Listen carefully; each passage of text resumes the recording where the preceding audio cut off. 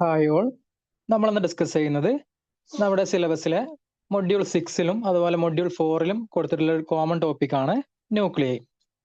അപ്പോൾ എക്സാമിന് അത്യാവശ്യം നല്ല ഇമ്പോർട്ടൻ്റ് ആയിട്ടുള്ള ഏരിയ ആണ്. രണ്ട് മൊഡ്യൂൾ കൂടെ വരുന്നത് കൊണ്ട് തന്നെ ഞങ്ങൾ ആ ഒരു ഇമ്പോർട്ടൻസ് കൊടുത്ത് തന്നെ പഠിക്കുക. നമുക്ക് എന്തായാലും ടോപ്പിലേക്ക് കിടക്കാം. അപ്പോൾ എന്താണ് ന്യൂക്ലിയർ സ്ട്രക്ചർ നിങ്ങൾക്ക് അറിയാലോ. അതായത് ന്യൂക്ലിയസ് എന്തൊക്കെ ഉണ്ടാവും? ന്യൂക്ലിയസിന്റെ ഉള്ളിൽ ചാർജ്, പോസിറ്റീവ് ചാർജ് ഉള്ള പ്രോട്ടോണും അതുപോലെ ചാർജ് ഇല്ലാത്ത ന്യൂട്രോണും ഉണ്ട് അല്ലേ? ഇതാണ് ന്യൂക്ലിയസ്. പിന്നെ ന്യൂക്ലിയസിന്റെ ഡെൻസിറ്റി എന്താണ്? നമുക്കൊരു ആറ്റം കൺസിഡർ ചെയ്യുകയാണെങ്കിൽ ആറ്റത്തിലെ ഏറ്റവും ഡെൻസിറ്റി കൂടിയ അല്ലെങ്കിൽ ഏറ്റവും ഡെൻസ് ആയിട്ടുള്ള ഒരു ഏരിയ ആണെന്ത്? ന്യൂക്ലിയസ്. അതുപോലെ പോസിറ്റീവ് ചാർജ് ഉള്ള പ്രോട്ടോണും ദെൻ ചാർജ് ഇല്ലാത്ത അല്ലെങ്കിൽ ന്യൂട്രൽ ആയിട്ടുള്ള ന്യൂട്രോൺസ് അടങ്ങിയതാണ് ന്യൂക്ലിയസ് അല്ലെ? അല്ലെങ്കിൽ ഇതിന്റെ കോമൺ ആയിട്ട് പ്രോട്ടോൺ ന്യൂട്രോണും കോമൺ ആയിട്ട് പറയുന്നതാണ് ന്യൂക്ലിയോൺസ്. പിന്നെ ഈ ആറ്റത്തിന്റെ മാസ് കൺസിഡർ ചെയ്യുകയാണെങ്കിൽ ഇതിന്റെ 99% മാസ് ഇവിടെ തന്നെയാണ്. അല്ലെങ്കിൽ കോമൺ ആയിട്ട് നമുക്ക് ഒരു ആറ്റത്തിന്റെ മാസ് എന്ന് പറയുകയാണെങ്കിൽ ശരിക്കും എന്താണ്? അത് ന്യൂക്ലിയസിന്റെ മാസ് തന്നെയാണ് അല്ലേ? അപ്പൊ അത് ജസ്റ്റ് ഒന്ന് ഓർത്ത് വെക്കുക. ഇനി നമ്മൾ ഇതിനെ ഡിനോട്ട് ചെയ്യുന്ന എങ്ങനെയൊക്കെയാണ്? അതായത് നമുക്കറിയാം ഒരു ജനറലി ഡിനോട്ട് ചെയ്യുന്നത് ന്യൂക്ലിയസിനെ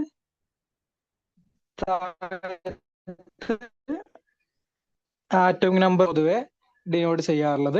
ആറ്റോമിക് നമ്പർ എന്ന് പറഞ്ഞാൽ നമുക്കറിയാം അതിലെ ന്യൂക്ലിയസിലെ നമ്പർ ഓഫ് പ്രോട്ടോൺസ് ആണെന്ത്? Atomic number. Then mass number ആണെങ്കിൽ sum of proton and neutron അല്ലെ? അപ്പൊ മാസ് നമ്പർ ഈക്വൽ ടു എന്താണ്? പ്രോട്ടോണിന്റെയും അതുപോലെ ന്യൂട്രോണിന്റെയും എണ്ണത്തിന്റെ തുകയാണ് എന്ത്? Mass number.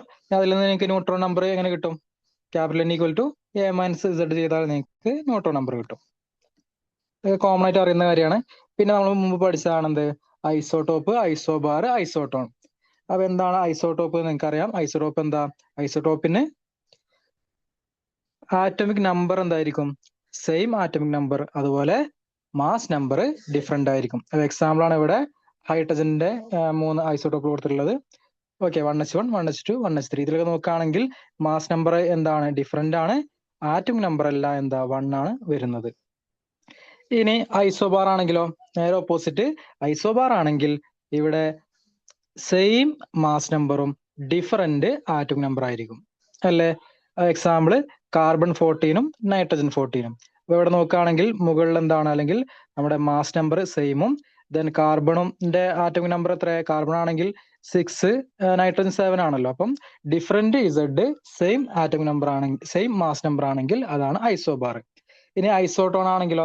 ഐസോട്ടോൺ ആണെങ്കിൽ അതില് സെയിം ആയിട്ട് വരുന്ന ഏതാണ്? സെയിം ആയിട്ട് വരുന്നത് ന്യൂട്രോൺ നമ്പർ ആണ്. ഓക്കെ, സെയിം N വരികയാണെങ്കിൽ അതാണ് ഐസോട്ടോൺസ്. അതിനൊരു എക്സാമ്പിൾ ആണ് ഇവിടെ കൊടുത്തിട്ടുണ്ട്. കാർബൺ 14-ഉം അതുപോലെ നൈട്രജൻ 14-ഉം. അപ്പൊ കാർബൺ 14 നോക്കുകയാണെങ്കിൽ അതില് ന്യൂട്രോൺ നമ്പർ എത്ര വരുന്നത്? 8 ന്യൂട്രോൺ വരുന്നുണ്ട് കാർബൺ 14-ല്. ഈ നൈട്രജൻ 15-ലാണെങ്കിലും അതിലെന്ത്? 8 ന്യൂട്രോൺ വരുന്നുണ്ട്. അപ്പൊ ജസ്റ്റ് ആ എക്സാമ്പിൾസ് ഒന്ന് അറിഞ്ഞു വെക്കുക. Isobar, isotope, isotone. ഇത് മൂന്നും എക്സാമിന് സ്ഥിരമായിട്ട് വരുന്ന ഒരു ടോപ്പിക്കാണ്. ഇനി ന്യൂക്ലിയസിന്റെ സൈസ് നോക്കുകയാണെങ്കിൽ നമുക്കറിയാം റേഡിയസ്, ന്യൂക്ലിയസിന്റെ റേഡിയസിന്റെ സൈസ് എത്ര? Radius equal to R0 A⁻1/3 വരുന്നത്. അല്ലെങ്കിൽ നിങ്ങൾക്ക് പറയാം R is directly proportional to A⁻1/3. അത് മാസ് നമ്പറിന്റെ 1/3ക്ക് എന്ത് പ്രൊപ്പോർഷണൽ ആണ് ഏത് വരുന്നത്? ന്യൂക്ലിയസിന്റെ റേഡിയസിന്റെ സൈസ് വരുന്നത്. മനസ്സിലായല്ലോ? അപ്പൊ ആ പ്രൊപ്പോർഷണലി മാറ്റാൻ വേണ്ടിയാണ് നമ്മൾ കോൺസ്റ്റന്റ് ഇട്ടിട്ടുള്ളത്. അതാണ് R0. R0ന്റെ വാല്യൂ എത്ര വരുന്നത്? അപ്രോക്സിമേറ്റ്ലി 1.2 × 10⁻15 മീറ്റർ അല്ലെങ്കിൽ 1.2 ഫെംറ്റോമീറ്റർ. ഈ 10⁻15 ആണല്ലോ നമ്മൾ ഫെർമി അല്ലെങ്കിൽ ഫെംറ്റോമീറ്റർ എന്ന് വിളിക്കുന്നത്. അപ്പൊ R0 എന്താണ്? കോൺസ്റ്റന്റ് ആണ്. അതിൽ മനസ്സിലാക്കുന്ന കാര്യം nuclear size is directly proportional to A⁻1/3. ഈ റിലേഷൻ ഓർത്ത് വെക്കുക. ഇനി വോളിയം എന്തിന് പ്രൊപ്പോർഷണൽ ആയിരിക്കും? നമുക്കറിയാം വോളിയം എന്താണ്? 4/3 πr³ ആണല്ലോ അല്ലേ? അപ്പൊ ഇവിടെ R എന്താണ്? ന്യൂക്ലിയസിന്റെ റേഡിയസ് നോക്കുകയാണെങ്കിൽ പ്രൊപ്പോർഷണൽ ടു A⁻1/3 ആണ്. അപ്പൊ ഈ R-ന്റെ ക്യൂബ് എന്ന് പറയുമ്പോൾ അതിനെ ചെയ്യുമ്പോൾ എന്ത് വരും? V is directly proportional to A എന്നാണ് വരിക അല്ലേ? അപ്പൊ നോക്കാം, radius is directly proportional to A⁻1/3. Then volume of the nucleus is directly proportional to mass number. Okay അല്ലേ? ഇനി ഡെൻസിറ്റി നോക്കുകയാണെങ്കിലോ, ഡെൻസിറ്റി നോക്കുകയാണെങ്കിൽ നിങ്ങൾക്ക് കിട്ടും എന്താ ഡെൻസിറ്റി, ഏത് ആറ്റം എടുക്കുകയാണെങ്കിൽ അതിന്റെ ന്യൂക്ലിയസിന്റെ ഡെൻസിറ്റി നോക്കുകയാണെങ്കിൽ അതെന്താണ്, അത് ഓൾമോസ്റ്റ് കോൺസ്റ്റന്റ് ആയിട്ടാണ് വരുന്നത്. അപ്പൊ ആ വാല്യൂ നിങ്ങൾ അറിഞ്ഞു വെക്കുക. നമുക്ക് എന്തായാലും ആ കാര്യത്തിലേക്ക് കിടക്കാം. സോ ന്യൂക്ലിയർ ഡെൻസിറ്റി എന്ന് പറഞ്ഞാൽ mass of the nucleus by volume of the nucleus. അപ്പൊ നമുക്ക് എന്ത് വോളിയം നോക്കുകയാണെങ്കിൽ ഇവിടെ അറിയാലോ 4/3 πr³ ആണ്. Then mass of the nucleus ഇവിടെ കൊടുത്തിട്ടുണ്ട്. ഇനി ഇവിടെ എന്താണ് ഈ r³ സ്ഥാനത്ത് അല്ലെങ്കിൽ ആറിന്റെ സ്ഥാനത്ത് നേരത്തെ കിട്ടിയ r0 a⁻⁴ സബ്സ്റ്റിറ്റ്യൂട്ട് ചെയ്യുക.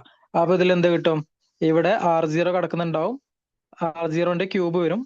ദെൻ a⁻⁴ ക്യൂബ് പറയുമ്പോൾ a എന്നാണ് വരിക. അപ്പൊ ഈ എയും മുകളിലത്തെ ഈ എന്ത് ചെയ്യും, ക്യാൻസൽ ചെയ്ത് പോയി. ലാസ്റ്റ് നമുക്ക് വരും എന്താണ്, ലാസ്റ്റ് അതൊരു കോൺസ്റ്റന്റ് ആയിട്ട് കിട്ടുക. കാരണം എന്താ, 4/3 കോൺസ്റ്റന്റ് ആണ്, പൈ കോൺസ്റ്റന്റ് ആണ്, r0⁻³ എന്താണ് കോൺസ്റ്റന്റ് ആണ് വരിക.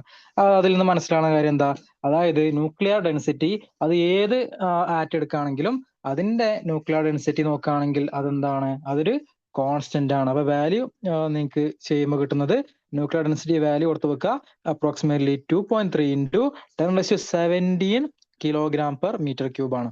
മൈനസ് അല്ല, 2.3 × 10⁻17 ആണ്.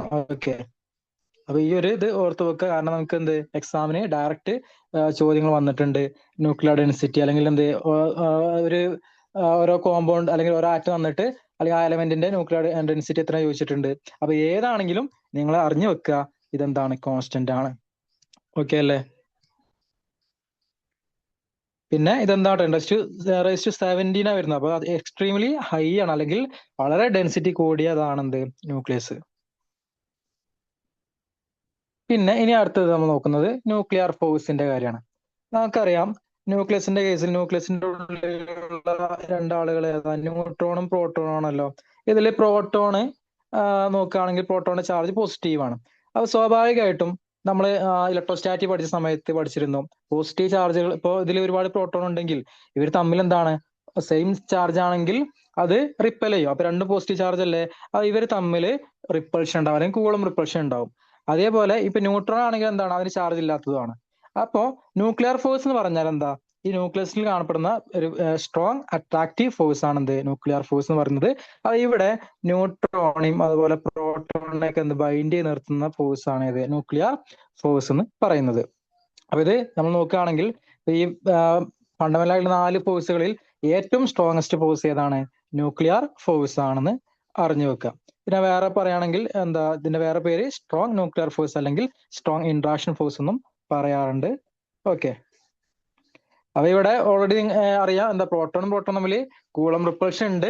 അപ്പൊ അതിനൊക്കെ ഓവർകം ചെയ്തിട്ടാണ് ഇവിടെ എന്താ ന്യൂക്ലിയർ ഫോഴ്സ് നിൽക്കുന്നത്. അതെന്താണ്, അപ്പൊ അതിലേറെ സ്ട്രോങ് ആയിട്ടുള്ള ഫോഴ്സ് ആണ് എന്ന് അറിഞ്ഞു വെക്കുക. ദെൻ അപ്പൊ അതാ നമ്മൾ പറഞ്ഞത് സ്ട്രോങ്സ്റ്റ് നോൺ ഫോഴ്സ് ആണ് ഇത് nuclear force. So that is much stronger than gravitational and electromagnetic forces. പിന്നെ നോക്കുകയാണെങ്കിൽ ഈ ന്യൂക്ലിയർ ഫോഴ്സ് എന്താണ്, ചാർജിന് ഫോഴ്സ്. അതിപ്പോ ന്യൂട്രോൺ എന്താ, ചാർജ് ഇല്ലല്ലോ. അപ്പൊ ഇവർ തമ്മിലുള്ള എന്താണ് ന്യൂക്ലിയർ ഫോഴ്സ് വരുന്നുണ്ട്. അതേപോലെ പ്രോട്ടോണും തമ്മിൽ വരുന്നുണ്ട്. അതുപോലെ ന്യൂട്രോണും പ്രോട്ടോണും തമ്മിലും എന്ത് നമുക്ക് ന്യൂക്ലിയർ ഫോഴ്സ് വരുന്നുണ്ട്. അതായത് ന്യൂക്ലിയർ ഫോഴ്സ് എന്താണ്, ചാർജിന് ഇൻഡിപെൻഡന്റ് ആണ്. മനസ്സിലാക്കുക. അതായത് ഇവിടെ ന്യൂട്രോൺ ഫോഴ്സ് ആണെങ്കിലും പ്രോട്ടോൺ ആണെങ്കിലും ന്യൂട്രോൺ ആണെങ്കിലും ഇവിടെ എന്താണ് വരുന്നത്, സെയിം ആണ് വരുന്നത്. അത് മനസ്സിലാക്കുക. പിന്നെ ഒരു കാര്യം, ന്യൂക്ലിയർ ഫോഴ്സ് എന്താണ്, ഷോർട്ട് റേഞ്ച് ഫോഴ്സ് ആണ്. ഓക്കെ, അപ്രോക്സിമേറ്റ്ലി 1 to 2 femtometer റേഞ്ചിലാണ് എന്ത് ന്യൂക്ലിയർ ഫോഴ്സ് വരുന്നത്. അതിനേക്കാൾ വലിയ വാല്യൂയിലേക്ക് ആണെങ്കിൽ എന്ത് ഇതിന്റെ എഫക്റ്റ് ഉണ്ടായില്ല. അപ്പൊ ഷോർട്ട് റേഞ്ച് ആണ്. ദെൻ ഇത് സാച്ചുറേറ്റിംഗ് ഫോഴ്സ് കൂടെയാണ്, അറിഞ്ഞു വെക്കുക. അതായത് ഇവിടെ ഓരോ ന്യൂക്ലിയസ്, ഇപ്പൊ ഒരു ന്യൂട്രോൺ ആണെങ്കിൽ അതിന് ചുറ്റുള്ള അടുത്തടുത്തുള്ള നിയറസ്റ്റ് ആയിട്ടുള്ള ന്യൂട്രോൺ അല്ലെങ്കിൽ പ്രോട്ടോണുമായിട്ട് എന്ത് ചെയ്യുന്നുള്ളൂ, ഇവയ്ക്ക് ഇന്ററാക്ഷൻ വരുന്നുള്ളൂ. അല്ലാതെ കുറെ ദൂരെയുള്ള പ്രോട്ടോണുമായിട്ടോ ന്യൂട്രോണുമായിട്ടോ ഇതിനൊരു പ്രത്യേകിച്ച് എഫക്റ്റ് ഇല്ല. അതായത് ഇതെന്താണ്, സാച്ചുറേറ്റിംഗ് നേച്ചർ ആണ് എന്ന് അറിഞ്ഞു വെക്കും. ഇനി അടുത്തതാണ് ഒരു ഇമ്പോർട്ടന്റ് പ്രോപ്പർട്ടി ആണ് മാസ് ഡിഫക്റ്റ്. അതായത് ഇപ്പോ നമ്മുടെ ന്യൂക്ലിയസിന്റെ മാസ്, നമ്മൾ ഇതിപ്പോ ന്യൂക്ലിയസ് ആണെങ്കിൽ ഓക്കെ, ന്യൂക്ലിയസ് ന്യൂട്രോണും പ്രോട്ടോണും ഉണ്ട്. ഇതിന്റെ മാസ് നമ്മൾ കാൽക്കുലേറ്റ് ചെയ്തു. അപ്പൊ അതാണ് മാസ് ഓഫ് ന്യൂക്ലിയസ് Mn. ഇനി എന്താണ് ഈ ന്യൂക്ലിയസിലെ ന്യൂക്ലിയോണുകൾ ഞാൻ സെപ്പറേറ്റ് ചെയ്യുള്ളൂ. അപ്പൊ ഞാനിത് സെപ്പറേറ്റ് ആയിട്ട് 2 ന്യൂട്രോൺ എടുത്തു, അതിന്റെ മാസ് തൂക്കി, ദെൻ 2 പ്രോട്ടോൺ എടുത്തു, അതിന്റെ മാസ് നോക്കി. അപ്പൊ ഇത് രണ്ട് നോക്കുമ്പോൾ ഇതിനെ സെപ്പറേറ്റ് ആയിട്ട് ഇതിന്റെ മാസ് കാൽക്കുലേറ്റ് ചെയ്യുമ്പോൾ ഇവിടെ എന്താണ് വരുന്നത്? ഒരു ചെറിയ ഡിഫക്റ്റ് വരുന്നുണ്ട്. മാസ് ഓഫ് ന്യൂക്ലിയസ് അതിന്റെ ഇൻഡിവിജ്വൽ പാർട്ടിക്കിളിന്റെ മാസിനേക്കാൾ കുറവായിട്ടാണ് വരുന്നത്. ഓക്കെ, അതായത് ഈ ഒരു ഡിഫറൻസ് അല്ലെങ്കിൽ ഈ മാസിലുള്ള ഡിഫറൻസിനെയാണ് മാസ് ഡിഫക്റ്റ് എന്ന് പറയുന്നത്. ആ വാക്കിൽ തന്നെ ഉണ്ട്. The mass defect is the difference between the sum of individual masses of the nucleons. അതായത് പ്രോട്ടോണിനും ന്യൂട്രോണിനെയും നമ്മൾ ഇൻഡിവിജ്വൽ ആയിട്ട് അതിന്റെ മാസ് കൂട്ടി നോക്കുന്നതും അതിനേക്കാൾ ശരിക്കുള്ള ന്യൂക്ലിയസിന്റെ മാസിനേക്കാൾ കുറവാണ് ഇവിടെ മാസ് വരുന്നത്. അതിനെയാണ് വിളിക്കുന്നത് മാസ് ഡിഫക്റ്റ് എന്ന് പറയുന്നത്. ഓക്കെ, അപ്പൊ ഈ ചെറിയ ആ മാസ് എങ്ങോട്ട് പോയി? നമുക്കറിയാം, നമ്മൾ ഐൻസ്റ്റീന്റെ എനർജി ഈക്വലൻസ് പഠിച്ചിട്ടുണ്ട്. Equal to mc². അതായത് മാസിനെ നമുക്ക് എനർജി ആയിട്ടും അല്ലെങ്കിൽ എനർജി മാസായിട്ട് കൺവേർട്ട് ചെയ്യാൻ പഠിച്ചിട്ടുണ്ട്. അതായത് ഇവിടെ വരുന്ന ചെറിയ മാസ് എന്തായിട്ടാണ് പോകുന്നത്? ഇവിടെ പോകുന്നത് ഈ ന്യൂട്രോണും പ്രോട്ടോണും ബൈൻഡ് ചെയ്യുന്ന ആ എനർജി ആയിട്ട് അല്ലെങ്കിൽ ബൈൻഡിങ് എനർജി ആയിട്ടാണ് ഇവിടുത്തെ ആ ചെറിയ മാസ് പോകുന്നത്. ഓക്കെ, അതായത് ഇവിടെ ന്യൂട്രോണിന്റെയും പ്രോട്ടോണിന്റെയും ഇൻഡിവിജ്വൽ മാസ് നമ്മൾ കൂട്ടി നോക്കുമ്പോൾ അതാണ് ഏറ്റവും കൂടുതൽ. ആരേക്കാൾ ശരിക്കും വരേണ്ടത് എന്തായിരുന്നു? ന്യൂട്രോണും പ്രോട്ടോണും തമ്മിൽ കൂട്ടുമുള്ള മാസും ന്യൂക്ലിയസിന്റെ മാസും എന്തായിരിക്കണം? സെയിം ആയിരിക്കണം. പക്ഷെ ഇവിടെ എന്ത് സംഭവിക്കുന്നത്? ഇവിടെ സെയിം അല്ല വരുന്നത്, ഇവിടെ കുറവാണ് വരുന്നത്. ന്യൂക്ലിയസിന്റെ മാസ് എല്ലായ്പ്പോഴും കുറവാണ് വരുന്നത്. അപ്പൊ ഈ ഒരു മാസിന്റെ ആ ഡിഫക്റ്റിനെയാണ് മാസ് ഡിഫക്റ്റ് അല്ലെങ്കിൽ ഡെൽറ്റ എം എന്ന് പറയുന്നത്. ഓക്കെ, അപ്പൊ ഈ ഡെൽറ്റ എം എങ്ങോട്ട് പോയത്? ഈ ഡെൽറ്റ എം ആണ് അവിടെ ബൈൻഡിങ് എനർജി ആയിട്ട് മാറുന്നത്. അതായത് ഇതിലെ ന്യൂട്രോണും പ്രോട്ടോണും ബൈൻഡ് ചെയ്ത് അതിൽ നിർത്തുന്ന എനർജിയാണ് ബൈൻഡിങ് എനർജി. അപ്പൊ അതായിട്ടാണ് ഇവിടുത്തെ മാസ് ഡിഫക്റ്റ് പോകുന്നത്. മാസ് ഡിഫക്റ്റിന്റെ ഡെൽറ്റ എമ്മിന്റെ ഇക്വേഷൻ കൊടുക്കാൻ നോക്കൂ. Delta M equal to Z into M P plus N into Mn minus Mn. ഇവിടെ എന്താ? എം പി എന്ന് പറഞ്ഞാൽ മാസ് ഓഫ് പ്രോട്ടോൺ, ഇസഡ് പറഞ്ഞാൽ എന്താ? നമ്പർ ഓഫ് പ്രോട്ടോൺ അല്ലെങ്കിൽ ആറ്റോമിക് നമ്പർ ആണല്ലോ. ഓക്കെ, ദെൻ ഇനി ന്യൂട്രോണിന്റെ നോക്കണ്ടേ? ന്യൂട്രോണിന്റെ നമ്പർ ആണ് ക്യാപിറ്റൽ N, ന്യൂട്രോണിന്റെ മാസ് ആണ് Mn. ഇനി അതേ മൈനസ് എന്ത് ചെയ്യണം? ന്യൂക്ലിയസിന്റെ മാസ് ആണെന്ത്? Mn കൊടുത്തിട്ടുള്ളത്. അപ്പൊ ആ ഒരു ഡിഫറൻസ് ആണ് മാസ് ഡിഫക്റ്റ്. ഇവിടെ മാസ് ഓഫ് പ്രോട്ടോൺ പറയുകയാണെങ്കിൽ 1.007825 മാസ് യൂണിറ്റ് ആണ്, ആറ്റോമിക് മാസ് യൂണിറ്റ് ആണ് വരുന്നത്. ഇനി ന്യൂട്രോൺ മാസ് ആണെങ്കിൽ 1.008665 ആറ്റോമിക് മാസ് യൂണിറ്റ് ആണ് വരുന്നത്. പിന്നെ Mn എന്ന് പറഞ്ഞാൽ ന്യൂക്ലിയസിന്റെ ആക്ച്വൽ മാസ് ആണ്. അത് നമ്മൾ പറഞ്ഞു, ആ മാസ് ഡിഫക്റ്റിൽ വരുന്നതാണെന്ത്? അല്ല, ആ എനർജി എങ്ങോട്ട് പോയി അല്ലെങ്കിൽ ആ ചെറിയ മാസ് എങ്ങോട്ട് പോയി നോക്കുമ്പോഴാണ് അതാണെന്ത് എനർജി ആയിട്ട് മാറുന്നത്. അപ്പൊ അതാണ് ബൈൻഡിങ് എനർജി. അപ്പൊ binding energy is the energy required to separate all nucleons of a nucleus completely into free particles. അതായത് ബൈൻഡിങ് എനർജി നമുക്ക് രണ്ട് രീതിയിൽ പറയാം. ഒന്നെങ്കിൽ ഇപ്പൊ ന്യൂക്ലിയസ് എടുക്കുകയാണെങ്കിൽ ഈ ന്യൂക്ലിയസിലെ അതിൽ നിന്ന് ന്യൂട്രോണും പ്രോട്ടോണും എനിക്ക് അല്ലെങ്കിൽ ഇതിലെ ന്യൂക്ലിയോൺസിനെ സെപ്പറേറ്റ് ചെയ്യണം. സെപ്പറേറ്റ് ചെയ്യാൻ വേണ്ട എത്ര എനർജി കൊടുത്താലാണ് സെപ്പറേറ്റ് ചെയ്യുക? അതിനെയാണ് എന്ത് വിളിക്കുക? ബൈൻഡിങ് എനർജി എന്ന് വിളിക്കുക. അതിന് ഞാൻ തിരിച്ചു പറയുകയാണെങ്കിൽ ഇവിടെ ന്യൂട്രോണും പ്രോട്ടോണും കമ്പൈൻ ചെയ്ത് ന്യൂക്ലിയസ് ഉണ്ടാവുമ്പോൾ അവിടെ എന്ത് ചെയ്യുന്നുണ്ട്? എനർജി ലോസ് ആകുന്നുണ്ട്. ആ എനർജി ലോസ് ആണ് റിലീസ് ആവുന്നുണ്ട്. ആ എനർജി ആണെന്ത് അവിടെ ബൈൻഡിങ് എനർജി എന്ന് പറയുന്നത്. മനസ്സിലായോ? അപ്പം ഇവിടെ രണ്ട് രീതിയിൽ പറയാം. എന്താ? Binding energy is the energy required to separate all nucleons of a nucleus completely into free particles. അതായത് ഒരു ന്യൂക്ലിയസിലെ അതിലെ ന്യൂക്ലിയോൺസിനെ സെപ്പറേറ്റ് ചെയ്യാൻ വേണ്ട എനർജി ആണെന്ത്? Binding energy. അല്ലെങ്കിൽ പറയാൻ പറ്റും എന്താ? It is the energy released when A nucleus is formed from it's individual nucleons. അതായത് ന്യൂട്രോണും പ്രോട്ടോണും തമ്മിൽ കൂടി ചേർന്ന് ന്യൂക്ലിയസ് ഉണ്ടാകുമ്പോൾ റിലീസ് ചെയ്യുന്ന എനർജിയാണ് ബൈൻഡിങ് എനർജി. അപ്പോ ഇവിടെ ഉണ്ടാകുന്ന മാസ് ഡിഫക്റ്റ് കറസ്പോണ്ടിങ് ആണ് ബൈൻഡിങ് എനർജിക്ക് കറസ്പോണ്ടിങ് ആണ്. അപ്പൊ അതിന്റെ binding energy equal to delta mc² എന്ന് എഴുതാൻ പറ്റും. അതായത് ഇവിടെ നമുക്ക് ഐൻസ്റ്റീന്റെ മാസ് എനർജി റിലേഷൻ പ്രകാരം ഈക്വൽ ടു mc² ആണല്ലോ. സോ അപ്പൊ ഇവിടുത്തെ ബൈൻഡിങ് എനർജി നമുക്ക് എങ്ങനെ എഴുതാൻ പറ്റും? ഈക്വൽ ടു ഇവിടെ മാസ് എന്താണ്? മാസ് ഡിഫക്റ്റ് ആണ് വരുന്നത്. So delta m into c². C നിങ്ങൾക്ക് അറിയാലോ, സി എന്ന് പറഞ്ഞാൽ എന്താ? ലൈറ്റിന്റെ സ്പീഡാണ്. 3 × 10⁻⁸ m/s ആണ് വരുന്നത്. അപ്പൊ ഇതിനെ നമുക്ക് ഒരു കൺവീനിയന്റ് യൂണിറ്റിലേക്ക് മാറ്റുമ്പോൾ ആറ്റം യൂണിറ്റിന്റെ ടേമിൽ പറയുകയാണെങ്കിൽ, ആറ്റം മാസ് യൂണിറ്റിന്റെ ടേംസ് പറയുകയാണെങ്കിൽ 1U എന്താ വരുന്നത്? 931.5 മെഗാ ഇലക്ട്രോൺ വോൾട്ട് ആണ്, MEV ആണ് വരുന്നത്. ഓക്കെ. അപ്പൊ അങ്ങനെയെങ്കിൽ നമുക്ക് എന്ത് ആ രീതിയിൽ കൺവേർട്ട് ചെയ്യുകയാണെങ്കിൽ binding energy B equal to delta M into 931.5 MeV. അതായത് ഈ ഒരു റിലേഷൻ അറിഞ്ഞു വെക്കുക. എക്സാമിന് ചോദ്യങ്ങൾ പ്രതീക്ഷിക്കാം. ആ ഒരു എക്സാമ്പിൾ ഇവിടെ കൊടുത്തിട്ടുണ്ട്. നമുക്ക് എന്ത് ഹീലിയം ന്യൂക്ലിയസിന്റെ ബൈൻഡിങ് എനർജി കണ്ടുപിടിക്കാം. അപ്പൊ ഹീലിയം ന്യൂക്ലിയസ് എന്ന് പറഞ്ഞാൽ ഹീലിയത്തിൽ എത്ര പ്രോട്ടോൺ ഉണ്ട്? ഹീലിയത്തിന്റെ നമുക്കറിയാം He2 4 ആണല്ലോ. അതില് ഇസഡ് നോക്കുകയാണെങ്കിൽ 2 ആണ് വരുന്നത്. അതുപോലെ ന്യൂട്രോണിന്റെ എണ്ണം എത്രയാണ്? 2 തന്നെയാണ് ഹീലിയം ന്യൂക്ലിയസിൽ വരുന്നത്. അപ്പൊ ഇതിന്റെ mass of proton mass of neutron നമുക്കറിയാലോ, അത് ഇട്ട് കൊടുക്കുക. അതുപോലെ ഹീലിയം ന്യൂക്ലിയസിന്റെ ആക്ച്വൽ മാസ് നോക്കുകയാണെങ്കിൽ 4.002603 യൂണിറ്റ് ആണ് വരുന്നത്. ഇനി നോക്കാം, ഡെൽറ്റ എം കണ്ടുപിടിക്കണമല്ലോ. ഡെൽറ്റ എം ഈക്വൽ ടു എന്ത് ചെയ്യണം? Z into mass of proton. അപ്പൊ 2 ഇൻറ്റു 1.00 അത് ചെയ്തു. Then plus n into mass of neutron. അപ്പൊ ഇവിടെ എന്താ 2 ആണല്ലോ. അപ്പൊ 2 ഇൻറ്റു 1.008665. ദെൻ അതേ മൈനസ് മാസ് ഓഫ് ന്യൂക്ലിയസ്.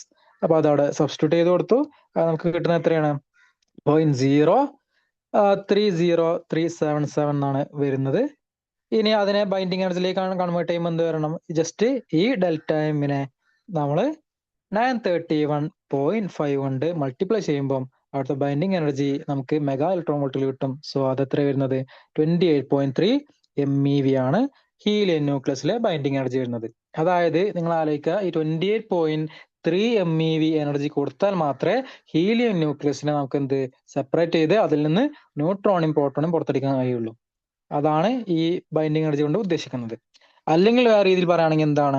ഇവിടെ 2 പ്രോട്ടോണും 2 ന്യൂട്രോണും കൂടി ചേർന്ന് ഹീലിയം ന്യൂക്ലിയസ് ഉണ്ടാവുമ്പോൾ റിലീസ് ചെയ്യുന്ന എനർജിയാണ് എന്ത്? 28.3 MeV. അത് നമുക്ക് ഇവിടെ ഇമ്പോർട്ടന്റ്. ഇവിടെ നമ്മൾ മെയിൻ ആയിട്ട് നോക്കുന്നത് ബൈൻഡിങ് എനർജി അല്ല, ബൈൻഡിങ് എനർജി പെർ ന്യൂക്ലിയോ ആണ് നമുക്ക് വേണ്ടത്. അതായത് ബൈൻഡിങ് എനർജി പെർ ന്യൂക്ലിയോ എന്ന് പറയുമ്പോൾ എന്താ? അതിൽ നിന്ന് ഇപ്പൊ എനിക്ക് ഒരു ന്യൂക്ലിയസിൽ നിന്ന് ഒരു ന്യൂട്രോണെ പുറത്തെടുക്കണം, അല്ലെങ്കിൽ ഒരു പ്രോട്ടോൺ എനിക്ക് പുറത്തെടുക്കണം. അതിന് വേണ്ട എനർജിയാണ് എന്ത്? ബൈൻഡിങ് എനർജി പെർ ന്യൂക്ലിയോ എന്ന് പറയുന്നത്. അപ്പൊ ഈ ബൈൻഡിങ് എനർജി പെർ ന്യൂക്ലിയോ കിട്ടിക്കഴിഞ്ഞാൽ നമുക്ക് ആ ന്യൂക്ലിയസിന്റെ സ്റ്റെബിലിറ്റി പറയാൻ പറ്റും. അപ്പൊ ബൈൻഡിങ് എനർജി പെർ ന്യൂക്ലിയോൺ വളരെ കൂടുതലാണെങ്കിൽ അതെന്താണ്? ഹൈലി സ്റ്റേബിൾ ആണ്. അത് കുറവാണെങ്കിൽ നമുക്ക് അതിനെ ഈസി ആയിട്ട് അതിൽ നിന്ന് എന്ത് ചെയ്യാൻ പറ്റും? ന്യൂട്രോണും അല്ലെങ്കിൽ ന്യൂക്ലിയോൺസിനെ പുറത്തെടുക്കാൻ കഴിയും. അപ്പൊ ഇവിടുത്തെ ഈ കേസിൽ ഹീലിയം ന്യൂക്ലിയസിന്റെ ബൈൻഡിങ് എനർജി പെർ ന്യൂക്ലിയോൺ കണ്ടുപിടിക്കാൻ എന്താ ചെയ്താൽ മതി? ജസ്റ്റ് കിട്ടിയ ബൈൻഡിങ് എനർജിനെ അതിന്റെ ടോട്ടൽ ന്യൂക്ലിയോൺസിന്റെ എണ്ണം കൊണ്ട് ഡിവൈഡ് ചെയ്താൽ മതി. സോ 28.3/4 ചെയ്തു. അത് നമുക്ക് എത്ര കിട്ടി? 7.07 MeV പെർ ന്യൂക്ലിയോൺ. അതായത് ഒരു ന്യൂക്ലിയോണിനെ പുറത്തെടുക്കാൻ എത്ര MeV കൊടുക്കണം? 7.07 MeV കൊടുത്താലേ ഹീലിയം ന്യൂക്ലിയസിൽ നിന്ന് ഒരു ന്യൂട്രോൺ അല്ലെങ്കിൽ ഒരു പ്രോട്ടോണെ പുറത്തെടുക്കാൻ കഴിയുള്ളൂ. അപ്പോൾ binding energy per nucleon is the average energy required to remove 1 nucleon from a nucleus.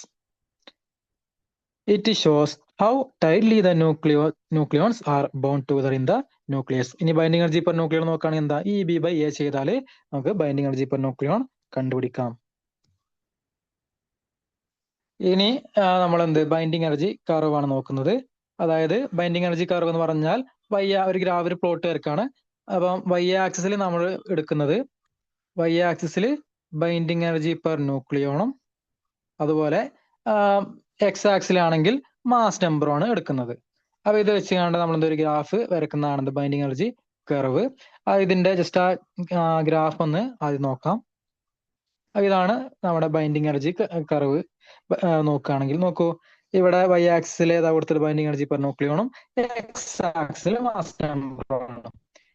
ഇവിടെ നോക്കുകയാണെങ്കിൽ ഇവിടെ ഏറ്റവും ലോവസ്റ്റ് വാല്യൂ കണ്ടോ? ഇവിടെ നോക്കുകയാണെങ്കിൽ ഹൈഡ്രജനൊക്കെ എന്താണ്? ഹൈഡ്രജൻ അല്ലെങ്കിൽ പിന്നെ ഇങ്ങനെ പോയി ഹീലിയത്തിന് എന്താ അത്യാവശ്യം നല്ല binding energy per nuclear value വരുന്നുണ്ട്. പിന്നെ ലിഥിയത്തിന് കുറവാണ്. ദെൻ കൂടി വന്നു, കാർബൺ കൂടി, നൈട്രജന് കുറഞ്ഞു, ഇങ്ങനെ പോയി ലാസ്റ്റ് എന്ത്? അല്ലെങ്കിൽ ഏറ്റവും വലിയ വാല്യൂ വരുന്നത് ഇതിനാണ്. അയൺ ആണ്, Fe56-നാണ് ഏറ്റവും വലിയ ബൈൻഡിങ് എനർജി പെർ ന്യൂക്ലിയോൺ വരുന്നത്.